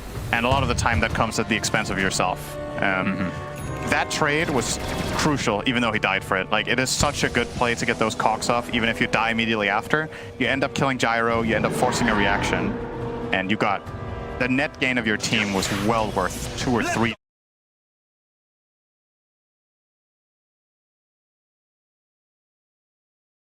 My goodness, that layering from Quincy crew. They baited that rune really well. Yeah, that was nice. And now without Storm Spirit, Quincy Crew's going to be pretty freaking confident. You can see the Nether Toxin going to work. Very annoying against an Abaddon, of course, because he has to manually click that ult, which he does. But eventually going to be brought down because he was inhibited, Cinderin, in case you were wondering. But yeah, 2 kills for Quincy Crew. And I mean, this is what we wanted to see, right? Very even game, back and forth. Yeah, this is a much better showing from No Ping. I feel like that first game just didn't do them justice. By no means is this game clean from either team, but they're playing to their strengths here, which is, it's more interesting to watch, right? Because in the last game, No Ping had no strengths. So this time around, we can definitely, you know, off the back of this very farmed Gyro, I think that is the piece of the puzzle here that Quincy need to solve. Their lineup doesn't have particularly good single target except Ursa, and you're going to see Yawar itemized specifically to kill a Gyro. So he's got the BKB, so he can stay on his target. Now he's going to get Basher, just keep going on the Gyro, and in return, Gyro's going to counter-itemize with his own BKB into Satanic, so that he can hopefully stand his ground as well.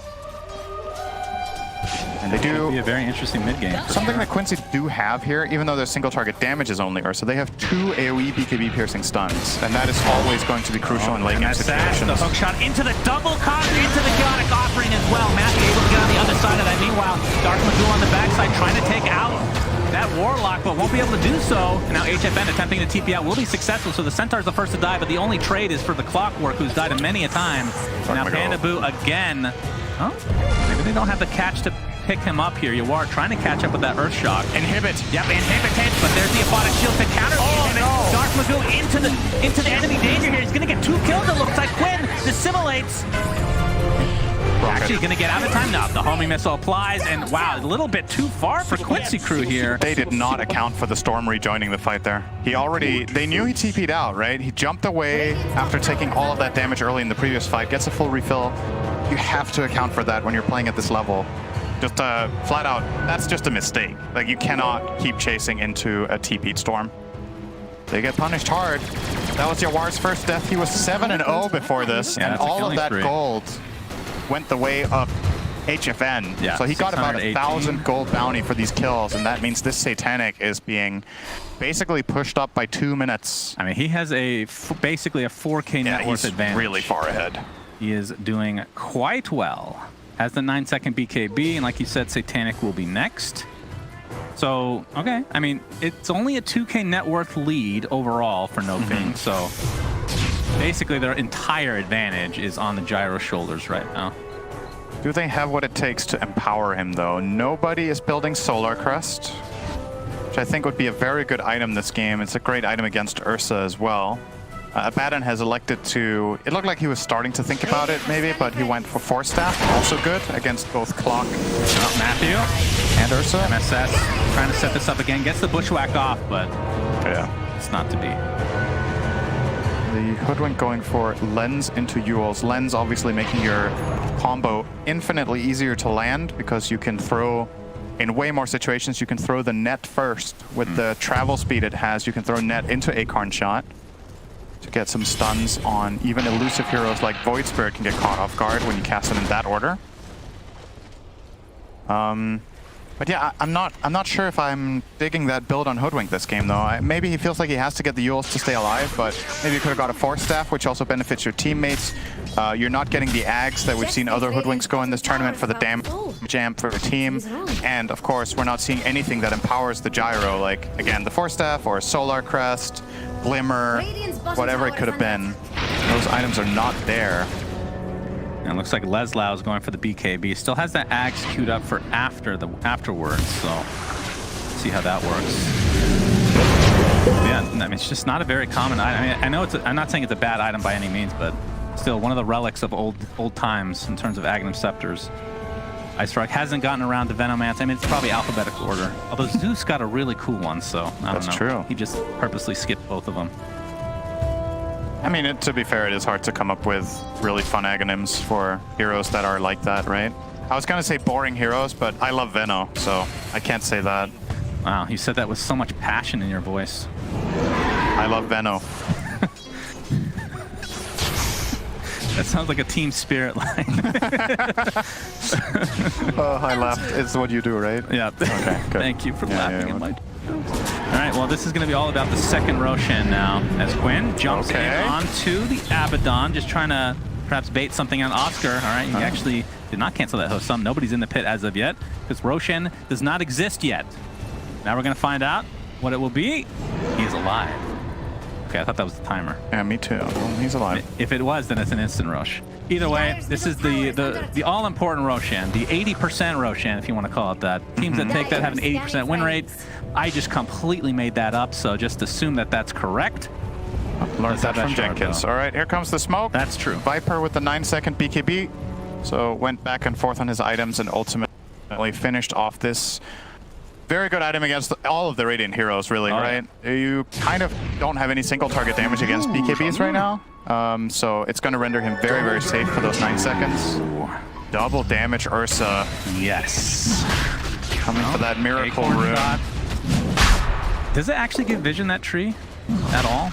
In the pit? I don't think so. Oh, he is pinging, so maybe it does. I was actually not sure about that. I thought you were a big Hoodwink player. Yeah. All right, well, Roshan is at half HP. There's the initiation. Will this be enough damage to take him out? They do! They blow up Yawar before he can get off his enrage. Chaotic Offering came out, but it's going to be cleaned up very swiftly in favor of No Ping. And now this is going to be their Roshan for the pick. And can Quinn take it, though? This is the question. He's going to dissimulate. Well, think better of it and go to the high ground instead. So Aegis for the arguably the best Aegis carry in the entire game, Storm Spirit. The question is, who got the shard? How did No Ping just get away with that against Clockwork and Warlock? These two heroes can immediately counter-initiate when this jump comes in, and I mean, I guess the Storm Spirit jump did a very big part of that damage. Yeah, wow. Imagine the difference a Quelling Blade could have made there. It's literally the tree. It's just sitting there and there's nothing that removes it. Yeah, no and then they combo it with a nice Centaur stun on top of the Bushwhack into massive Storm Burst with Orchid. Great play from No Ping. That was going to be a really big moment for Quincy, and now they're starting to trail a significant amount. Yeah. Might have to reapproach the game a little bit. Oh, Shard is still in Roche Pit. What?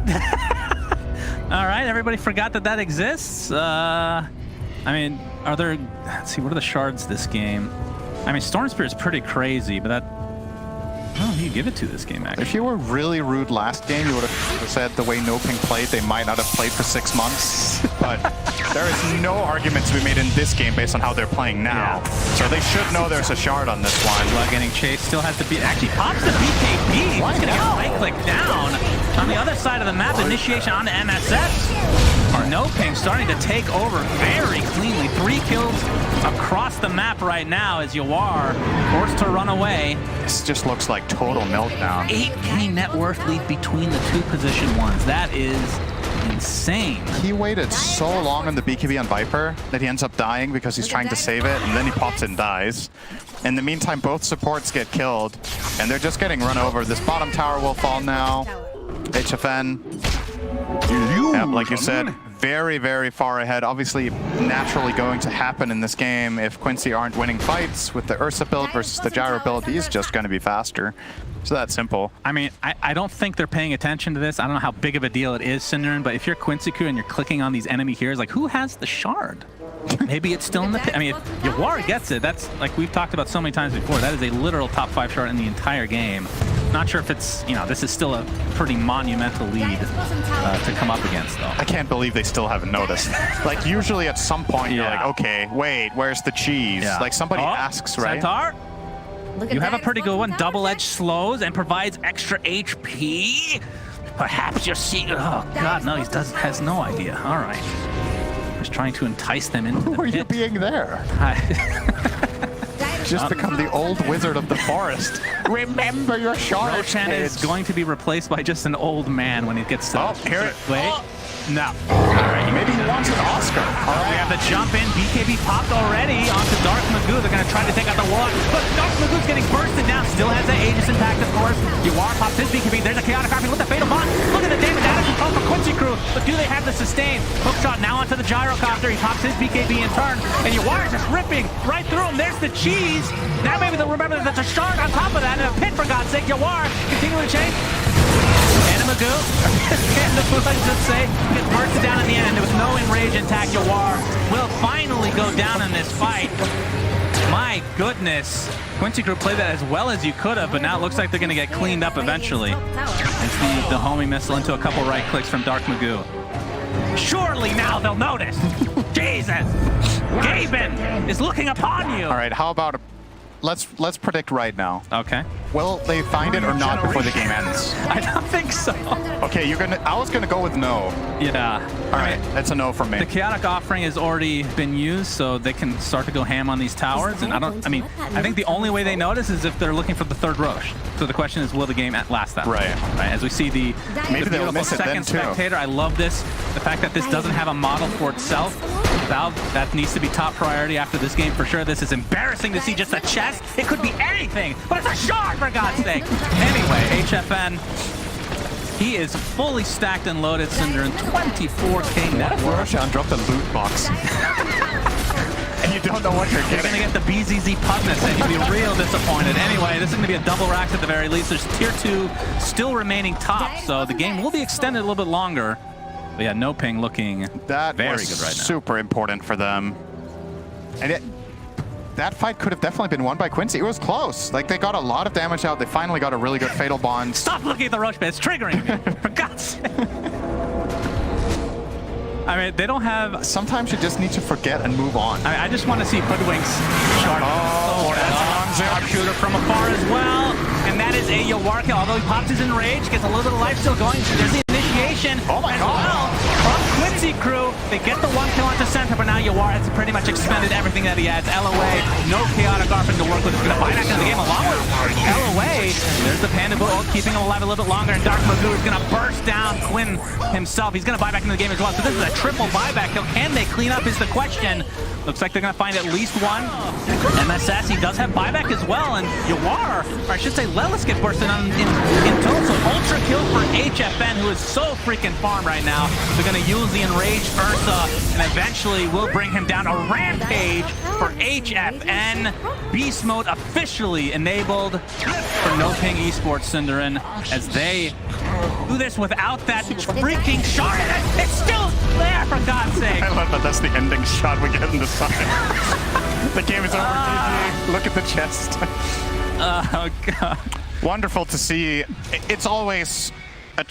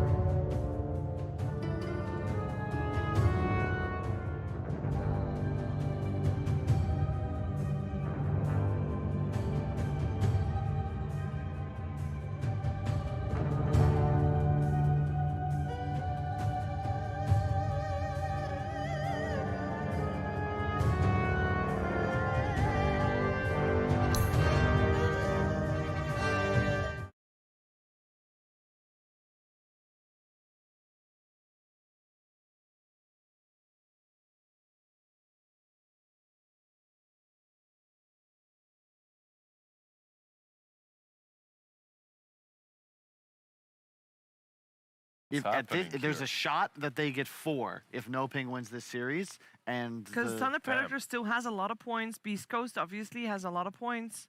Beast Coast is the 98%, right? That go to TI because they got 800 points. I have to check. I should have checked before. Are they in? Neon got pushed out. Oh, are they out now? Because T1 has surpassed them. But wait, no, T1 has 670. You're right. Yeah, you're exactly. Right, you're T1 right. and Neon are still there, but Yes, this would push out Neon. Thunder Predator is currently 11th, so then it would be a question of who wins between Nigma, Vici, still very much Thunder alive. Predator also has 800 points. They're the same as Beast Coast.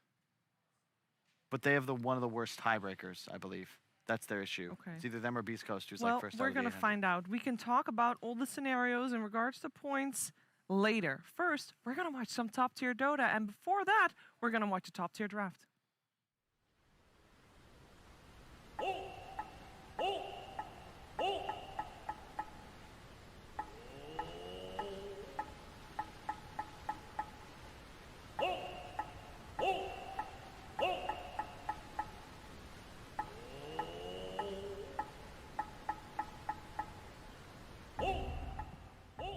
Let me tell you, the furthest thing from any of these players' mind right now is how this is going to affect points in other regions and stuff like that. All they need to laser focus is on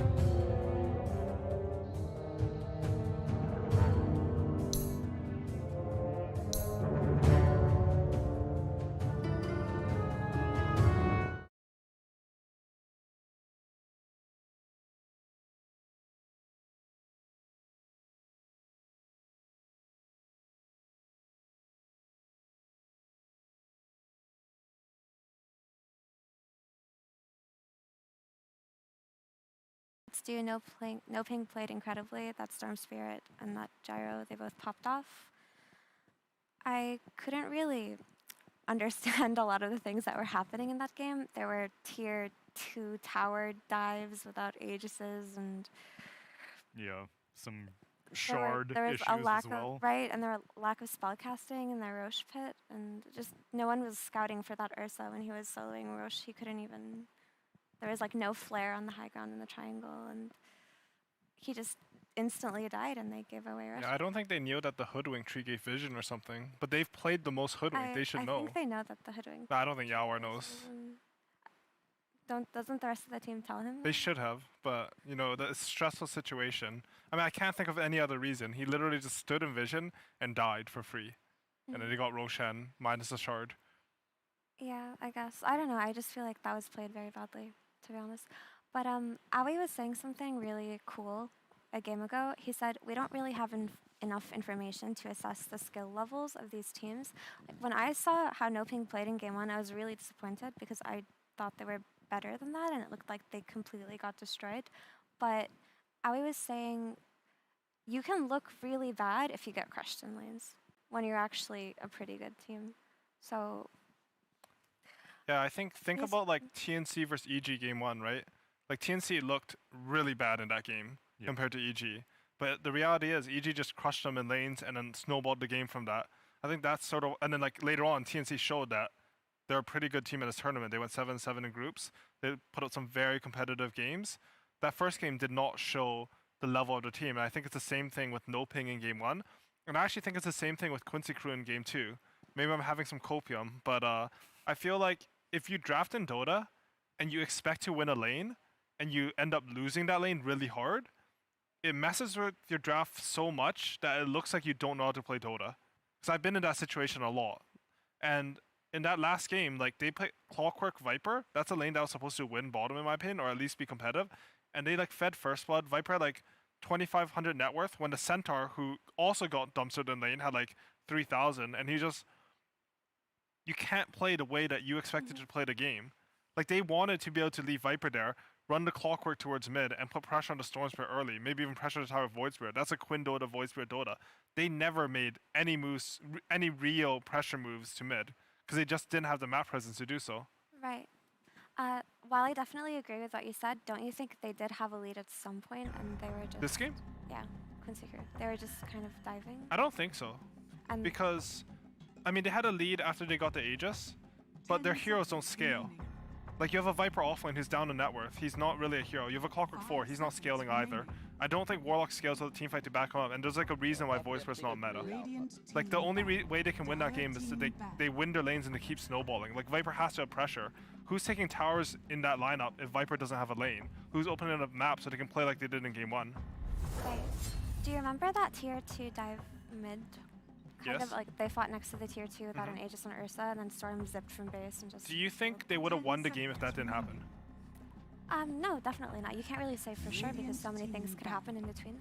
But do you think plays like that were necessary and like, I think vital to their draft? they should feel in that game like they had to take risks, and I think they took the wrong risk. So like it looks dumb to us because we have 100% vision, but maybe like they think Storm takes longer, and like this play could have worked. They could have clutched out a win there.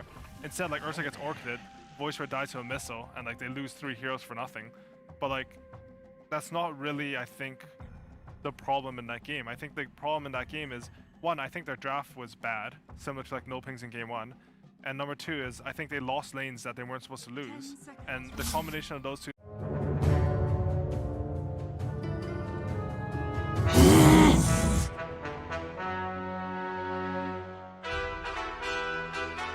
Terrible team.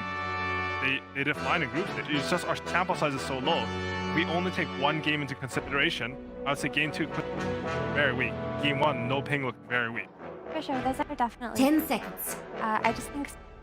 It's Radiant's pick. we have It's Dire's turn to pick. I mean, it's just like, if they do nothing, they'll just lose slowly. So you have to take risks, and it didn't work well. I'm surprised that Quincy could go that again. Like, the Viper should sort of know that they're going to pick Abaddon because they're very well versed in that game. I really hope that Quincy 10 seconds. like make this Viper, because I think that's when they've had 5 success with the seconds. hero. Or like if they put Viper in offlane, like they need way more resources. MSS left that lane It's very Dire's early. turn. Lion. And as we saw from last time, that Abaddon looked... Definitely... Yeah, for sure. Tidehunter. You got another offlaner that was popular in the DP. 10 seconds. Back to comfort. Super weird. Why would you pick Tidehunter? 5 seconds. Viper's a Tidehunter count. But I don't know what's happening What's in Radiant's drafts. ban I don't know plan if like they anyway? have information that I don't have, because to be honest, like we can sit here as analysts and like we have some experience in the game. We're not that terrible, but compared to the players, they have way more points of data. They have way more things that maybe they realize that if you have Tidehunter and you have a save for him, you force him out of Neutrox, and all of a sudden a team fight for Tidehunter 10 counts as seconds. Viper. Like there's a lot of factors that can happen. We can sit here guessing, 5 seconds. Just who will Dire ban? but maybe...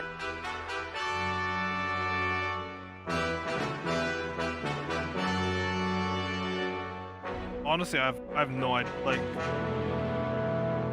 It will probably I feel like I'm out of tune even after watching the tournament with what these teams 10 want. seconds. And that like makes sense because these teams didn't play in the groups. Eyes are 5 not more seconds. adapted to the meta. Like they've watched the same game we have. I was telling you backstage, I don't understand either of these. Yeah. I'm just gonna... What's Radiant's No, ban we should plan sort of anyway? think about like the matchups and like what heroes need. So right now, like Quincy Crew, they have pick off and they should have lane dominance. But they should pick.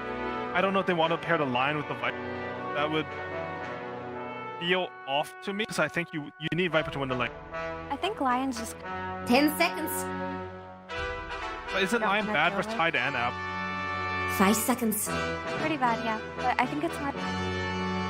But they have It's that hard Dire's stable. turn to ban. Okay, so you think that last game they picked Viper, and the enemy last pick Storm showed the game. So like we can't let that happen. We should just deal with it.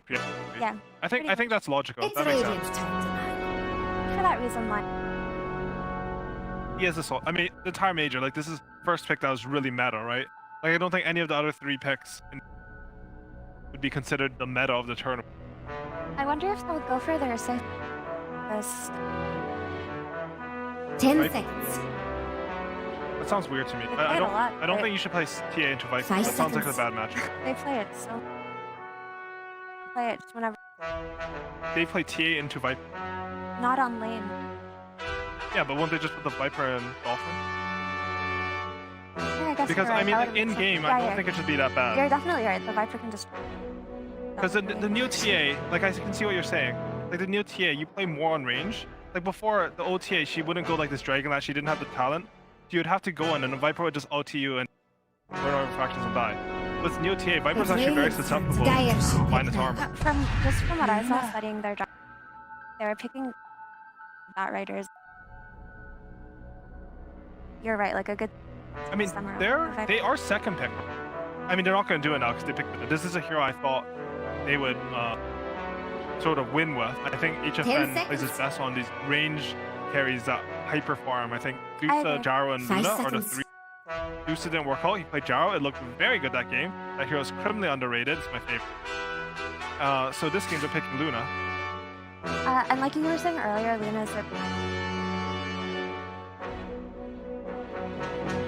So HFN already on some hero that is also.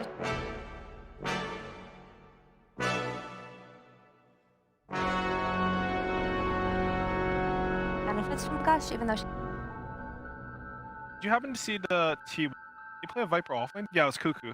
That was the first time in tournament I felt like offlane Viper was ripped. He went like, can't remember. He had a Dragon Lance and he had like real fighting items that felt like this Viper. A lot of the Viper. I mean, I saw a lot of Viper offlanes. I just didn't think it was like a lot of them didn't win the lane as hard as I thought. Vulnerable, and then in the team. He didn't do damage, but that T1 game actually changed my mind. So maybe there's some script meta with this. I don't know why he's so highly contested. Normally, when we saw Viper.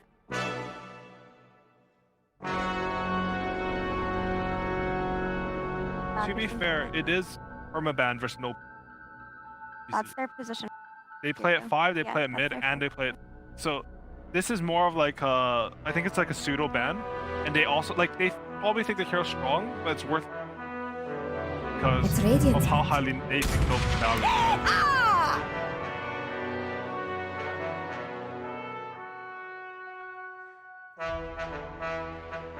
Partially because they you're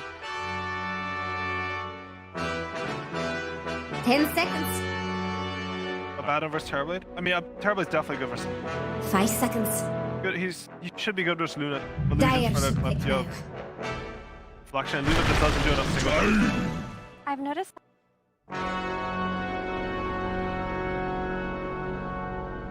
Okay.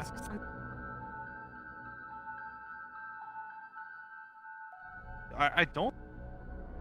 Like, I think a 10 Viper seconds. has to be in order for this draft to work. I don't want to see like 3, 4, 5 of Viper 5 lines. seconds. They have a lot of magic. Far out of snap. It's like Triggered by like a pipe on Titan. yeah, it's like weird damage though.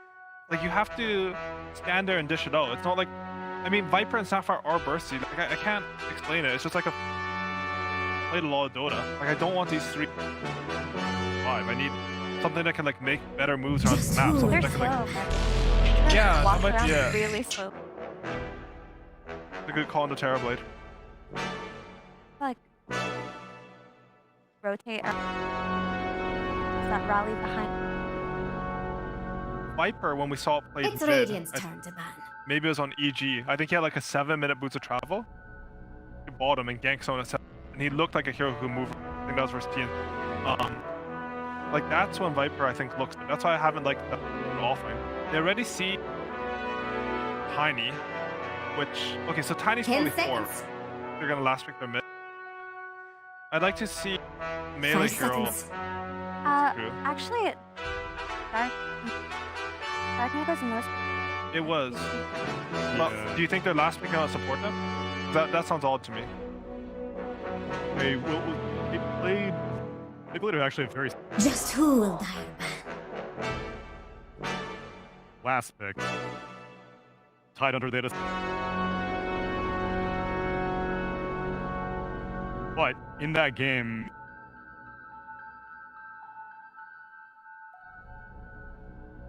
they like 10 seconds. Dota drafting wise, they should see the mid from Quincy counter 5 pick seconds. last pick. What's But there Radiant's are battle times plan where you do anyway? break that, and like you see a situation, and whether it's intuitively or you think about it a lot, like you find a better hero, find a better forward to last pick. I would say it's very uncommon. Do you remember how we were talking? Yeah, 10 seconds. line for sure, right? You 5 find someone, you seconds. hex them, you shove in and do it. You don't think you need? It definitely depends on the game state and what hero you're getting. If you're getting a Tidehunter, probably. But like if you can wrap around on some support or Luna, probably don't need that much more. Like Quincy, at least this game, like they have some proper lane. Like last game, it felt because Viper's lane was so bad and he didn't get to go bots. You had Void It's Sphere, Dire's turn to Ursa, pick. and Clockwork Warlock. All 5 of their heroes actually couldn't push lanes at all. Like you couldn't play Dota that game. That draft was actually so bad. That warlock. Yeah, it was super off. Did not like it. Like it's what you said, right? Like if you have 5 who deal damage, like good. At least your cores. 10 seconds. If your creepways don't push out, you don't get. That's like. It's the one 5 thing that I seconds. think separates pro play the most from pub play. Is just creepways to read. Absolutely. Parablade is all. It's Radiant's turn to pick. Dragon I have Knight. an issue. Oh, that's sort of smart. So they don't know what no ping are gonna put mid, right? They're like making it flexible. They can put the DK offline or they can put the Viper offline based on the pick. I like this theory from first pick. 10 seconds. I'm liking Quincy Cruz draft way more now that they pick this tanky DK who can actually stand in front for his 5 Viper line seconds. snapper. I don't think Viper is like this 2012 hero where he's game he has like a Vanguard or a mech or something. It's not the same hero. I think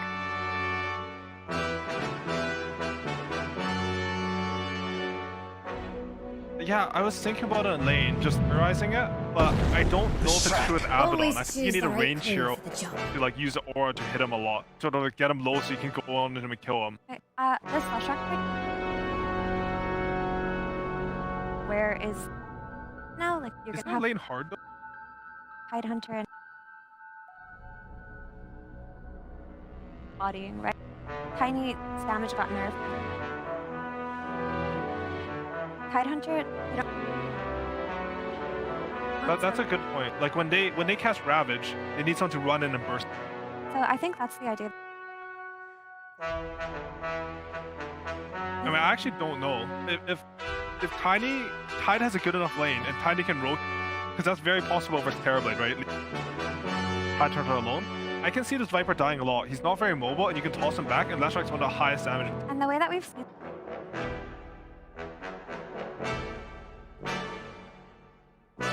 that was before, they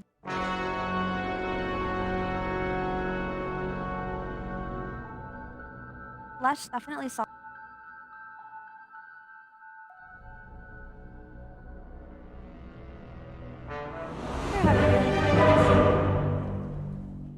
Like we have so little data on this team. Like the game 1 and 2 are swept. I think who has a better meta? Right, like they have Terrorblade, they have DK. But you can also think that they picked. That shot's not good. Alright, You gotta see how steady, Dota Bobby. makes The builds on Terrorblade are too exciting information. There's You may think that this is the last game, but I can confirm that we will indeed have Nigma Steady, Bobby. after this. So I hate to cut you. But we need to wrap this up. We need to find out how this series plays out. Game number 3, take it away, Sunsfan. Thank you, Tsunami. My name is Sunsfan. Joining me is Cinderman. Don't you call me a robot ever again with that intro. Super. Keep talking. Super.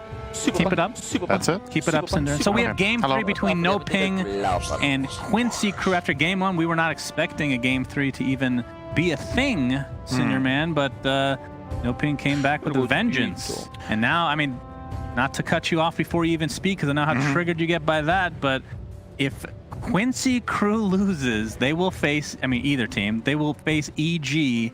How sad would it be to see them not even play a team out of the Americas at the major as an upper bracket team to start the entire tournament? If either team loses to EG, that's their fate. If EG were to lose the follow-up series, then EG has already... yeah, it's it's a sad fate to lose this series in general, obviously. I mean, at the very least, you're in the upper bracket, so you get that second chance, but I don't think either of these teams really wants to face EG just because of the familiarity factor, right? You'd rather play against a team from a different region. But we'll see. We'll see who earns the right to avoid EG tomorrow. Yeah. I will say this time around, I think from a drafting perspective, I think Quincy handled some problems like the panel pointed out. Well, they're going to run into Oscar here. Yeah, the spike will start things out into, well, Dragontail not there because of the avalanche from afar, but the scatter blast will help them close the gap.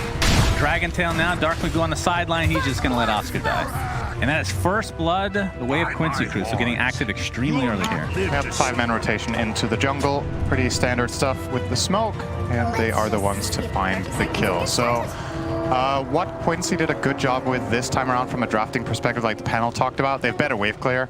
I think they have a more clear-cut game plan. I think their lineup is more similar to what they were running in game 1. It's not exactly the same, but it's just, it just looks better. It feels better to look at it. You see the plan. You think the lanes are going to work out better. For No Ping, what I see is an insane timing minute 15-20 when Luna is online, when Leshrac is online, when Tide has Ravage and 1 aura item at least. This seems like a very good pipe game. There are definitely a lot of opportunities for No Ping in this game to group up and fight before Terrorblade is ready. So I definitely see a clear way for both teams to win, and just got to see how the lanes play out, right? Like in game number 1, No Ping got completely destroyed in lanes. Game 2, they turned it around and actually won 2 of their lanes. This time around, they do lose the first blood. It goes the way of Lion. Not the best hero to get the first blood on in terms of just raw lane impact. He's buying a stick and a salve with his gold. He's going to try to pressure bottom together with Leslau on the Dragon Knight. And some other aspect we don't always bring up, but I feel like in this patch in particular, especially with that second Rosh, just Roshan capability is really important to talk about. But neither team are like crazy Rosh takers, but Quincy Crew does have a little minus armor with the little Shredder, and then the other side, you have the Curse of Avernus and the minus armor technically from Gush, but nothing that will just like take Rosh instantly. No, it's definitely not great. If I had to pick my fastest Rosh taking team here, is probably the Radiant because of Luna Aura. I think that overpowers the Terrorblade. Unless, like, if Terrorblade has like 2 or 3 items and pops meta, right? Then sure, but usually you're looking at a first Rosh somewhere around the 15 to 20 minute mark if you have a strategy that's built for taking Rosh, except there's strategies that just kill it minute 10, right? Yeah. So we'll see. Curious about the mid matchup. We've got Quinn now playing as Viper, very different from his 2 last games where he played Spirit type heroes. This time he's playing a more static hero, more standard deliver style, and they instead have Leslau on their catch, Dragon Knight offlane, as we've seen multiple times in this tournament. We're probably going Blink Dagger, first major item, so the roles are reversed. I personally feel like Quinn is the best on the Spirits when he gets to take initiative, when he gets to play fast. But they were probably concerned that their laning stage would go too badly. The Viper offlane just was not great last game, and they're going to mix it up. Yeah, I mean, Season 1, this is something I've talked about before with Quincy Crew in particular. They would kind of pull the EG type of card where they pick a Quinn Spirit type hero first 2 and then just, let the chips fall where they may, and he would usually win his lane. And they would never flex like this Viper. This would always be a Lelis offlane Viper. But this season, they've definitely switched it up, like you said. They've gone back and forth between the 2. And, I mean, they've had a lot of success, obviously, or else they wouldn't be here to begin with. Yeah. We'll see how this works out this game. For No Ping, we've got HFN on another really fast farming hero. Last game he was the Gyro. This time he's going to be playing the Luna that Quincy ran in game 1. So definitely look for him getting a lot of farm, similar to the Terrorblade. An interesting hero versus hero matchup, by the way. Historically speaking, this has been very Terrorblade favored. He can cast Reflection on the Luna, and then he would just overpower her with Metamorphosis. I think there's a possibility for Luna to win this matchup in certain parts of the game. I think in the past we've seen some carry Lunas against Terrorblade go Aghanim Scepter. It's like second or third item. Because either you wipe out all of Terrorblade's illusions with the Eclipse, or you kill him as well if he doesn't have BKB popped. And you could get some serious burst out of a Ravage into Eclipse combo, or Tiny combo into it. With the Lesh follow-up. Speaking of meta, so we'll see. Set up with that cookie into the Scatter Blast. Yawar right-clicking from afar. They just need some vision here. Oscar attempting to TP out. Looks like he'll be good to go. I'll make it. Going to the tier 1 tower, actually, so. No salve on him. Is there a salve? There's a salve on Matthew coming in for the medic. The medic play. And we're straight back to, okay. That is a very large toss there onto LOA, into the Avalanche. Yawar still has that meta pop. They won't be able to close this gap any further. Looks like Snapfire's Courier will not die. Wait, it goes back to where Matthew was, so. It doesn't, very slow, though. He ends up getting it. That right click through the fog. Very successful for no ping. I mean, Quincy Crew, this is extremely early on, but already a 1K net worth lead, which it feels like every game so far there's been a somewhat substantial lead at like the 5-6 minute mark. I feel like every game so far, Oscar has been bodied in the offlane. He has 1 CS. I did not see that. I was like, where's the 1K net worth lead coming from? Yeah, you got first blood, but the cores are pretty even in the top. I was like, I'm counting cores. 1, 2, 3, 4, 5. Where's the 6th? And I just had to keep going down the list until I found Oscar. Wow. Yeah, acting it out in last place. That is rough stuff. I mean, he bounced back last game, but obviously every single game he's gotten off to a slow start for sure. Definitely. I mean, is that more, I mean, not to be negative, is that more on him mechanically talking about, or is Quincy Crew doing something to, as Quinn is just going to chase down Matthew? It's like he'll tick out on the high ground. I will say, I think in both games, Quincy did a good job in the safe lane. But even with how well they played, he should not be losing the lanes this hard. That's just my 2 cents. Just flat out based on seeing how similar lanes have gone in the rest of the tournament, I think it made sense that Quincy were winning them, but they were just winning them by too much. And this is no exception. Tied now up to 6 CS minute 5, being bullied out of lane by Snapfire, who wisely, in my opinion, did not go the little Shredder build, but rather focuses on the Magic Burst. A much better way of dealing with Tidehunter in lane is just to take advantage of the fact that, you've got Kraken Shell and you're going to break that physical damage, but, you just burst him out every time. LOA getting a nice little sneaky ghost pull here between the trees, so they're stabilizing top once again for Yawar. Yeah, in terms of the mid lane, 30-7 for the Lesh versus the Viper 32-35-4, I should say, as he's in the jungle right now. So, I mean, the CS discrepancy is going to be a little bit... I mean, both heroes are pretty good at going to the jungle and getting these creeps. I feel like this lane is largely just a draw, right? Like, in the start, you can maybe try to put some pressure as either hero, but ultimately both heroes just start shoving out the wave with Nether Toxin and with Lightning Storm and Pulse Nova, and then you just go and take a side camp like every minute. So, pretty straightforward stuff here. Quinn has managed to build himself a little bit of an advantage. He's up 10 CS currently with 3 coming into the tower. Now he's going to try to wander to the other side to steal this camp and take the bounty. Feeling confident because of the haste rune. This is good stuff coming out from Quinn here. Yeah, and LOA taking out a pretty important courier. That's the boots onto Oscar. Oh, and he's even going to go on. Into Quinn, and yeah, this is going to be a free... Although, reinforcements for no ping have arrived. So Quinn trying to mitigate as much as possible for his friend, but he's not going to be able to save him in the end. The cookie comes out. Lash has the Aphotic Shield applied, but the Viper Strike is still ticking through into the Nether Toxin. It looks like he will survive. Wow, nicely done from Matthew. I was sure that was a dead Lash. They actually end up getting 0 kills. Like, so what Quinn could have done there if he wanted, he could have popped the haste and run down the Tide, right? That guy would 100% have been dead. But he wanted to get the bigger kill on the Lash, and if it hadn't been for Matthew, that would have been a better choice. So good job there from No Ping. Quinn will, however, still steal the stack. Absolutely. And deward. Literally all the creeps, and now Matthew, like you said, trying to deward there, but you are, with that meta, going to be forced back thanks to the Gush and Avalanche. And, I mean, look at the amalgamation of heroes here in the top lane for No Ping. Yeah, I mean, they do get the... They do stay alive, but in terms of resources, they're getting outmaneuvered, right? Because now you're exposed bottom. You have a lane that's completely empty. It's a 3K gold lead just in terms of raw resources being mined. Tide has 12 CS minutes, 7:30. is having an absolute travesty of a game here. And I don't know how you recover as Tide from a game like this. Like, this hero really is a ramp-up hero where you get something out of your lane, you keep building. You're going to be a walking Ravage and basically nothing else at this raid. And that Ravage is probably at minute 10 even. Well, it's strange because, like, you have this dilemma. You can tell me which decision you would make here, but you have a Luna that wants to kill Stack. Obviously, once you level up a bit, Tide can take out Stacks, but do you want to give it to Tide instead of the Luna who wants, you know, the snowball? It takes Tide really long to take Viper Strike onto Dark Magoo. He can do it, Cinder. Photic Shield, gonna mitigate some of that damage now. I mean, Quinn's don't know. Leveling right now, mid. It takes Tide really long to take an Ancient Stack. Like, he can only take big camp. Yeah, big camps. I mean, but that just got stolen by Viper. Yeah. So you don't have it. Oh, that is Cookie into the mana drain. Quinn from the low ground as well as Matthew throws out an avalanche, but they will lose their Abaddon regardless. 4K net worth lead at 8.5 minutes. This is rougher so far than game one.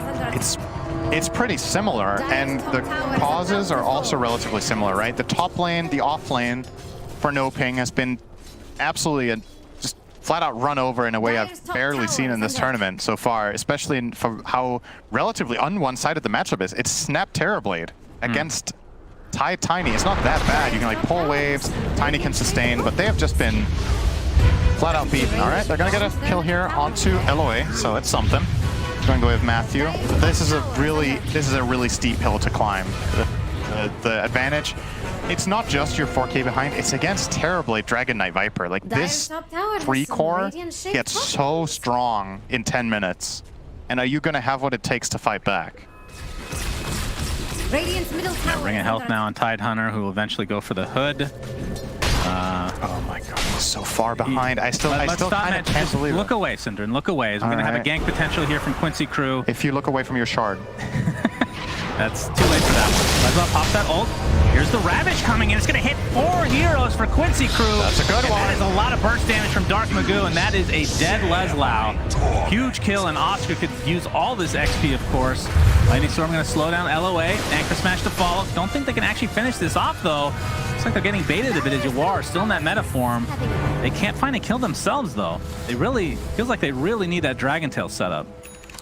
It's a Ravage for 1 kill, but it's a big kill, right? It's a core, you're struggling, you're behind. It's well worth it. I think you got to do it. And the meta was popped, so you got that out, you defended your top tier 1. Sorry, not to interrupt. Have you noticed the farm on Lesh? It's actually real bad. That's kind of shocking. His Boots of Travel, I thought it was decent time, but he's way down in net worth right now compared to... Yeah, he's 1K behind Quinn. Yeah, it's 30 CS. But it's one of these things where it's like cause and effect, right? He probably feels pressure to rotate to help out other lanes because there's got to be communication in the game, right? Like, you're talking about, okay, how are your games going? What do you need? How are you going to play around each other? And I don't think Dark Magoo's sacrificing farm is necessarily a bad move because if he just plays for himself, I think they end up just getting caught and overrun. He needs to take some sort of initiative, and it is coming at the cost of CS.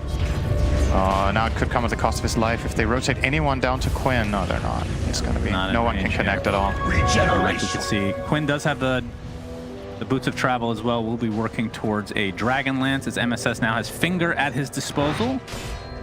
See what they can set up here. Of course, Blink Dagger is kind of the go Double TPs, they're going to smoke here. For Leslau when that comes online. Snap plus DK, they want to wrap around mid. Oh, yeah. Very good timing here. Dragon Form up in 5 seconds, so you want to make this hit where you get a kill, and then you immediately Dragon Form pressure mid tower. You know you have a bit of time on Ravage as well if you've been... Ooh, and HFN is in the vicinity. Matthew going to get stunned from the Dragon Tail, but not from the Cookie. Snap by ult to fall. That's going to be a freebie on the Tiny. This is a very good rotation from Quincy. And the tier 1 tower's probably going to go down. This is with the Siege, obviously, and the Double Dragon, if you want to call it that. Will Tide get top tower, though? He is cutting behind. The Siege creep is alive. I think this will be a tower trade. Bottom lane. Yeah, MSS, this again would be a huge kill with Yawar on the sideline here. Finger of Death to follow, and that is enough. That is a big one. Big kill. Despite the, we talked about the net worth kind of struggling there a bit for Dark Magoo, but if you can, I mean, he's a hero that can definitely bounce back because of the farm potential of Lesh, but obviously a big kill regardless. You do not want to be behind a Slash against Viper terribly. It is really hard. Kind of missed there from the cookie, but you know the Dragon Tail to fall is more than enough to get yet another kill onto Matthew. I guess Noping have pulled back a little bit of their gold deficit by getting that top tower and the kill, but just the overall trajectory of the game hasn't really changed very much in my opinion. Like, you still have this Terrorblade free farming. So is the Luna. She's getting good farm too, but I think in order to enable Luna to carry this game, Leshrac has to be able to walk in. And if you're not keeping up with the Viper and Terrorblade and items, you die in one stun here. Even if Abaddon saves you with a Photic Shield, I think you just get chain stunned and still die. Like, he can save you from Earth Spike or Hex or Dragon Tail. If one other spell is in range, you get blasted. Snapfire ult, Viper Strike, you're dead. And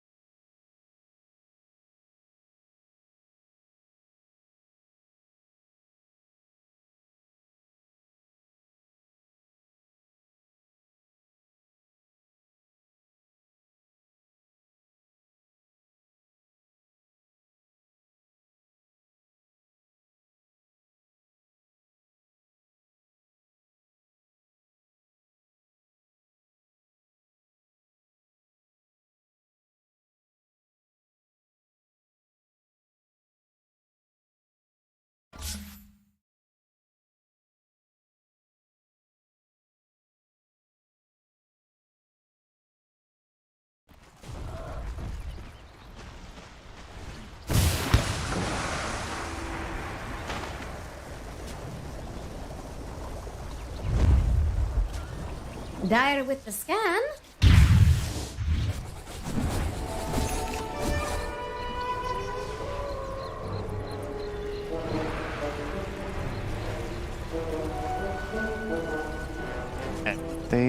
This pathing is not going to net them anything once again. Yeah. At the very least, they're protecting HFN indirectly with this smoke because they know that this regular smoke path that the Dire might take to hit the triangle of the Radiant is not inhabited. But you're not gaining once again. You got an aggressive ward out. Let's see if they make a play on this within the next 6 minutes that they have in the top Dire jungle. Usually you use this ward to either find the carry, because the carry will sometimes go and farm this area thinking it's safe and you get a good snipe, or you use this to protect yourselves when you're hitting top tier 2. But judging from Dark Mago going back to base, I don't think they have any plans of assaulting this top tower. And effectively that just means you didn't really put much pressure with this smoke on the map, and Quincy are just content to farm. Both Terrorblade, Viper, and Dragon Knight, all three of them are getting decent GPM right now. And Lion, by the way, we haven't talked about this very much. He is so far ahead of the other supports. Like, he's got his blink. 1,500 gold ahead of the Tiny. Dire's top tower. And it's MSS, though. Yes. So it can't ask for a much better position 4 to get a lot of farm for sure. It's like the Yap Swords of the world, and crits. This is going to pay off in a big way, I feel. Obviously, is playing into the Abaddon. It's one of the best solutions for Lion, I think, from a 5 position perspective, but there's still so much you can do with this. Like, even if the Abaddon is ready, just the fact that you can force the Aphotic Shield, that you have your own chain stun, and the burst. Oh, Tide is in a lot of trouble here. Yep, he is not getting out of here. They find him on the other side of the tree line, and like you said, especially with that Nether Toxin. Okay, maybe. Hey, he needs the stacks. Okay. I mean, MSS needs the stacks, man. Yes, he does. And he gets the last hit, too. That's the... Just like then the bottom kill, right-clicks him to death in the end. I think we had a conversation about this, but you didn't actually answer my question. This was a week ago, and I remember this vividly, because whenever you ignore me, it's just a painful memory each time. But do you typically go for the HP talent on Lion? I think you need to have a really good reason, to be honest, to do it. usually in pro games when you hit level 15 online, let's say you have like 3 kills, then it's effectively at that point in time, it's a 200 health talent. You could take 200 health or minus 2 second cooldown on your best non-ulti spell. Right. Like, depending on the game. Like, Hex can also be amazing, of course, but your bread and butter is Earth Spike. It's a pretty major cooldown reduction. 2 seconds might not sound like a lot, but when the baseline is 12, going down to 10 is a really big deal. So the reasoning I would have is either you're playing Core Lion, or you have a lot of finger kills for whatever reason, or you really desperately need the HP against something. Like every fight you're getting jumped by Tiny or whatever, and this extra bit of health will mean the world to you.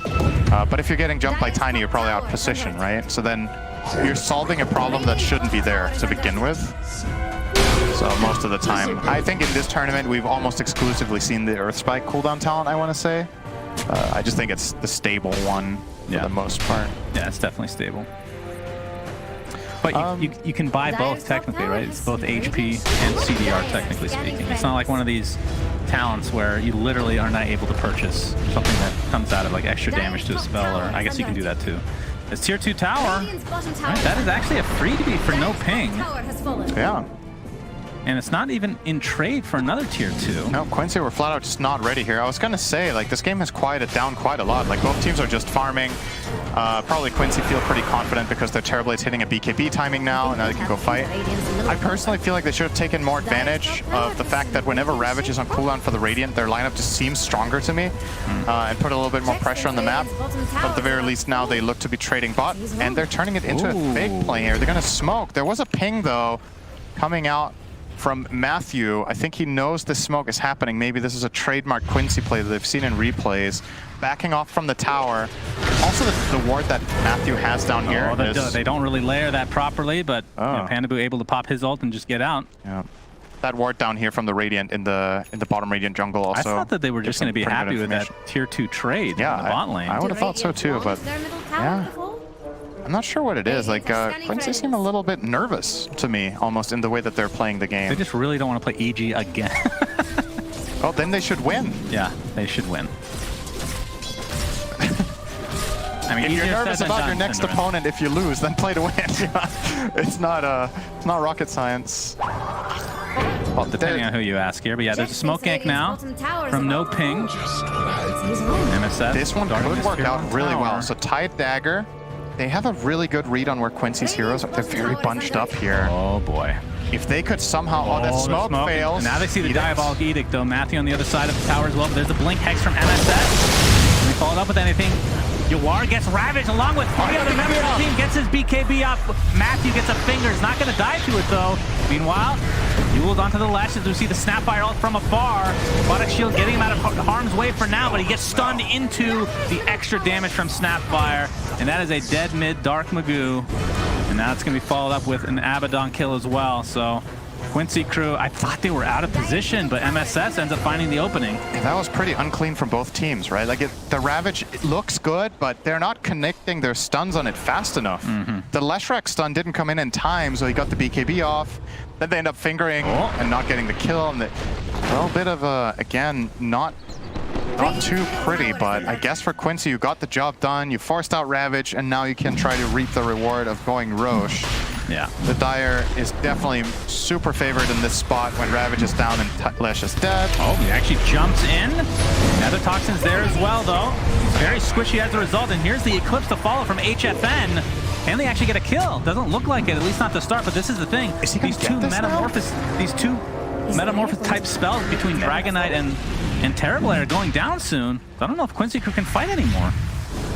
Yeah, if this ends up giving them a Roche, that was a great play from Tide. If not, it was not a great play from Tide. Good analysis, thank you. Yeah. Sometimes die good.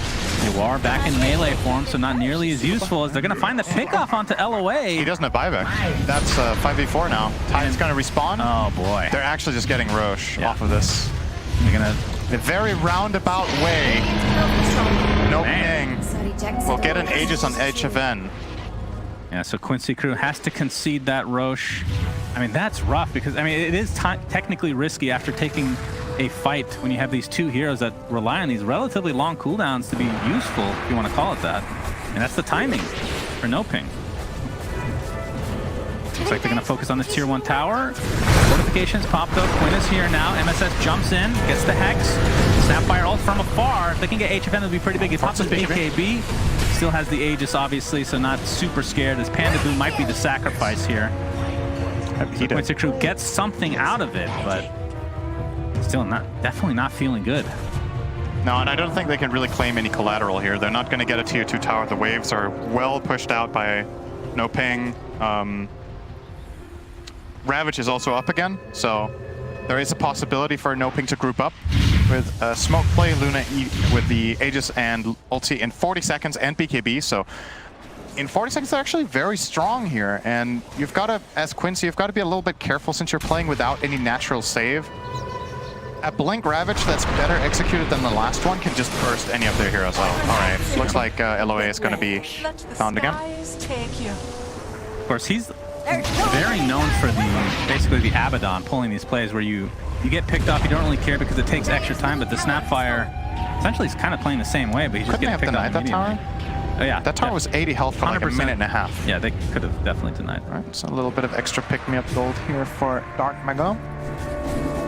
His BKB is really important, by the way. I think both teams' BKB is a crucial item in this game, as it so often is, but whenever you're playing in any game where Terrorblade is involved, playing around Sunder and playing around the setup stuns that allow him to just go to town is always going to be very important. It's going to be, I mean, depending on the fight, it feels like you need to use these BKBs relatively early, so Sunder play technically still there for Yawar if you can just survive the onslaught. Leslout, find an opening here onto the Lesh, but there's the Aphotic shield, and it helps dodge the Earth Spike from MSS. This is the exact situation that you want to set up as Quincy, huh? Good to know. Okay. You want to force the Aphotic shield with a low commitment spell. So what they did there was they did a Dragon Tail, and Abaddon comes in for the Aphotic, and that Earth Spike just needs to land. If that lands, that's a kill. They couldn't have saved him after that. There's way too much spell burst on the Dire side between Finger, Mortimer Kisses, Viper's damage, but a little bit of a miss. We'll keep him alive. Yeah, it's definitely kind of a different playstyle than we're used to seeing from Quincy Crew in terms of LOA. We talked about Elder Titan as well. Abaddon, they have these clear type of playstyles that almost like saves, pseudo saves, where Snapfire just has a cookie. Yeah, and he's not getting ags anytime soon. It's not the same. Bottom tower, I think you're not interested here. It's an Aegis fight against Ravage. You're going to give this up. Always see them take the tier 2 as well. Just the man advantage. It makes this very intimidating. It's a hard area to hold. They have vision on MSS. The Avalanche trying to get the toss off. The Hex is there into the Earth Spike to follow. And they should know that the majority of no ping are on this high ground area. And yeah, they're just going to focus back on this tier 2. And like you said, there's just not a whole lot Quincy Crew can do right now. But they've timed this out, so just over a minute left on this Aegis, and that's when I assume Quincy Crew can try to take a fight. I think they would like to wait for Terrorblade Scotty if possible. It's a very big item timing for this hero. Allows him to set up his own kills. That strong slow. Oh, ooh. That was really close, and that could have gone really bad. HFN just gets out the skin of his teeth. It's level 18 up top, so that's the level 3 in Eclipse. So what BKBs do we have on the Dire? We have 3, right? All 3 cores. And on the Radiant, we have Luna, Lesh, so 2. So 3v2 BKBs.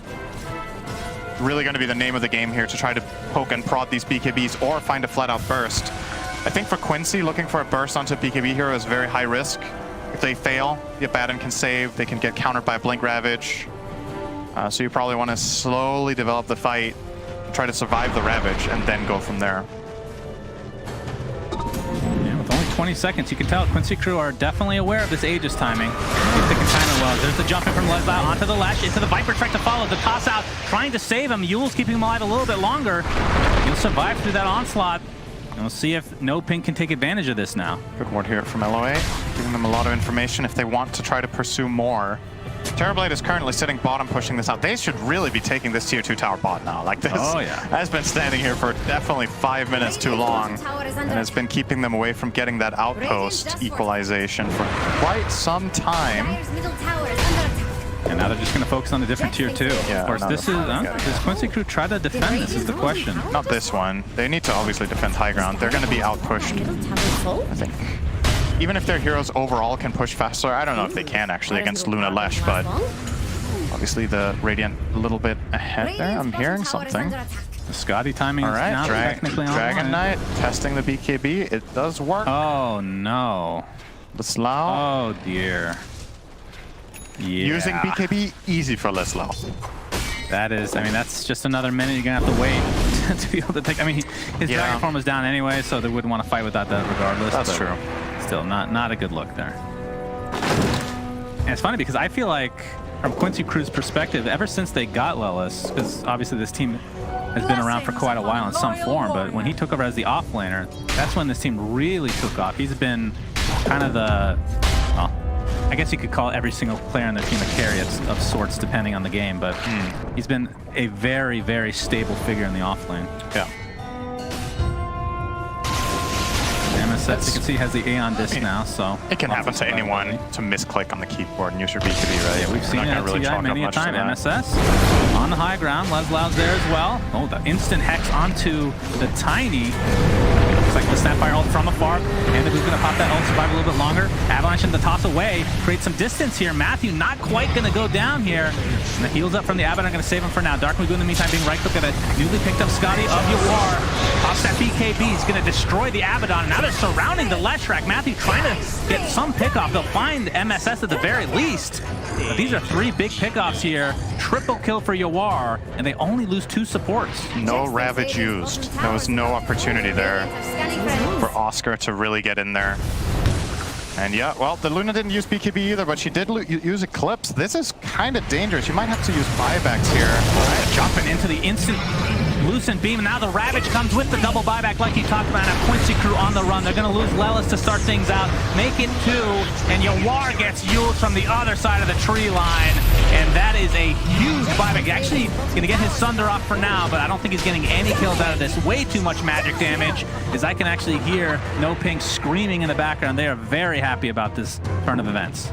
I can't blame him. It's a very important precast on the Lucent Beam, but at the same time, what a YOLO Blink Dragon Tail. Yeah. Like, you're playing into a team that obviously has buyback on defense, and you're a core exposing yourself. Your team has no BKBs ready.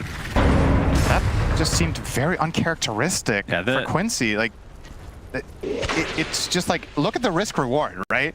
Like, you're Blink stunning into Fog against a Luna with BKB, buyback heroes on the enemy high ground, and you don't have meta BKB on your cores or any ultis.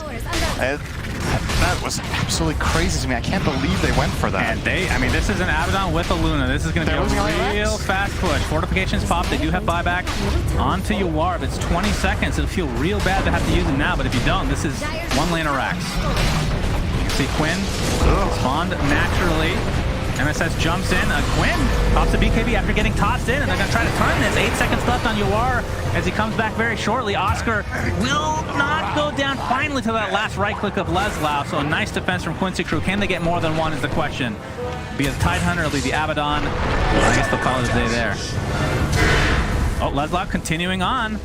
Looks like he faked back there. Blink Dragon Tail. No one's even close. He's not going to get this kill. Yeah. Has the spider legs there, but I mean, that they didn't cost any buyback for Quincy Crew. That is the very good news. Yeah. But did they get melee racks? They did. Yeah, so they got the melee racks in half of the range, and what did it really cost them? They lost the Tide, who already used Ravage, and then lost the Abaddon. It's honestly really, really good from No Ping to push down mid there. I think it's a great choice. And in comparison, let's say Quincy would have bought back on cores to defend there. I feel like there's an escape strategy for No Ping because they're not blinking into the enemy base on some sort of stun catch. They're sieging from afar. They have a hard dispel Abaddon protecting if there is a jump in from Dragon Knight or Lion so that they can disengage. So their push is just way safer. Now Quincy Crew going to focus on the tier 1 top finally. And I feel like this second Roche, I mean, we've talked about so many times how important it is. I feel like it's more important this game for Quincy Crew more than anything because it feels like No Ping are starting to build a nice lead MSS here. with the opener. And Lesla jumps in with that Dragon Tail. Yawar pops that Metamorphosis with the BKB activated. Now HFN with that BKB has to run away for now. He's getting surrounded though. Viper Strike applied. Finally the Ravage comes out. Looks like Leslau's going to die in the midst of things. Along with Quinn, Leslau finally ticking out here very shortly, but they do get the Luna. That's the important kill, but it's going to cost them 3 of their members. Buyback now into Leslau. Yawar is completely surrounded. Dark Magoo basically has no mana to speak of. Gets Mango down the sideline, and Yawar and MSS trying to team up to take out Oscar. They should be successful in doing this. Cost them a buyback onto Leslau, though. This is and a rush. Roshan is... spawning now. Is he? Wait. Where's Roshan? Hello? He's angry after the last game. Nobody took that shard. All right, now the buyback onto the Tidehunter. Looks like the Earth Spike's going to connect on one. Now he's up. I mean, 45 seconds, no Luna, no buyback. Yeah, I don't think you can do it, though. Yeah, they don't have... Not with that Tide buyback. You can't do this. Yeah, absolutely. MSS, the Aeondus is going to proc. He's going to get surrounded now as Dark Magoo trying to take advantage of these spider legs. Basically has no mana, though. Yawar trying to chase. Panda Boo gets off the Aphotic Shield. Oscar, this is the buyback here, but he's super tanky right now. Leslau's still in dragon form. Let's just TP out right in front of them. He coming in. What? Gonna get the stun out to start things out. Okay. Looks like the Snapfire ult is up again. They're gonna use it to take out Matthew. And they're gonna try to turn this now onto the Abaddon, so they're gonna get a couple kills at the very least. Did they see Lesh TP? I mean, he was low on resources, right? So I guess, but then it's kind of, dude, this is so strange. Like, this is a weird game. The Tide is committing in. If Leshrac doesn't want to go, that's fine. Like, you're not in a super hurry to defend this Roche. The Dire isn't going to kill it in like 5 seconds, right? So if you wanted to disengage with that Tide buyback and just reset your Lesh and then go contest Roche, that's fine. But they bought back the Tide. He runs in, and all he does is wall for Lesh's escape, and then you're just feeding your 2 supports and giving away Roche. Right. That is really, really big for Quincy. I wonder who's going to get the shard. Probably going to be used to fertilize the Roshan pit once again. I would say MSF probably. I mean, I think LOA is the best, but he doesn't really have any blink action going. It is good on Quinn. Yeah, that's true too. MSS has it for now. We'll see if he can. He's going to bring it to Quinn, I think. Yeah, that's true. The Viper one is extremely good. We'll talk about that. Minus armor is great for the.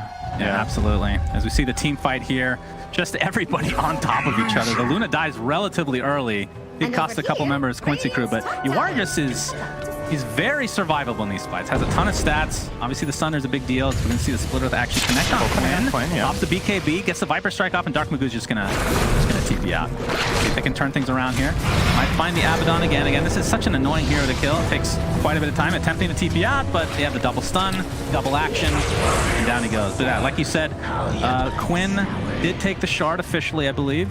So this will allow poison attack to work on buildings, and it applies minus armor, which... He does a lot of damage to towers. He also has Orb of Destruction. Every time I hear that item, I think of Diablo 2. Okay. There you go. Thanks for sharing. Yes. No, it's because the expansion is called Lord of Destruction. It sounds so much like Orb of Destruction. Oh, okay. Thanks for that little trivia. There's probably a few 10,000 people watching that have done their fair share of Bale runs in their lives, so they will understand where I'm coming from. All right, here goes the tower. Yeah, keep in mind, they're trying to go high ground. This is a split Earth shard for Leshrac. It is very good for high ground defense. I mean, there's no way they're actually going to commit all the way, because they still have Aegis for another 4.5 minutes. And meta, not sure if that's quite up yet. It actually is. He's going for an MKB next, it looks like. So I haven't encountered this situation very much in my own game, so I would imagine what you do is you kind of treat this like pseudo-techies. Like, you bait out the Lesh stun, then you go to another lane if you can, right? Like you. But it's up so often. It is. If you can push 2 lanes at the same time, though, he has to choose, right? You have Dragon Knight, Terribly Viper, all 3 tower heroes in this game. Make sure you at least place 1. Leslau pops up. There's the Ravage. They're trying to burst down Yawar. He has the Satanic. He has Scotty. He has everything. Looking for the Sunder target. Will be onto the Tidehunter. He's just going to get cleaned up immediately. Super fast kill. So the Ravage ends up not working out. That's a really long cooldown. Wait. Not available as Quincy crew now take the tier 2, and they just can continue on here. Was the target actually Terribly there? I believe he was the only one Ravage. He hadn't used meta. He has Aegis, BKB, and Satanic, and a full team. Very strange. That is literally a 0% probability play. That will never work. That will never work. Even if you kill him.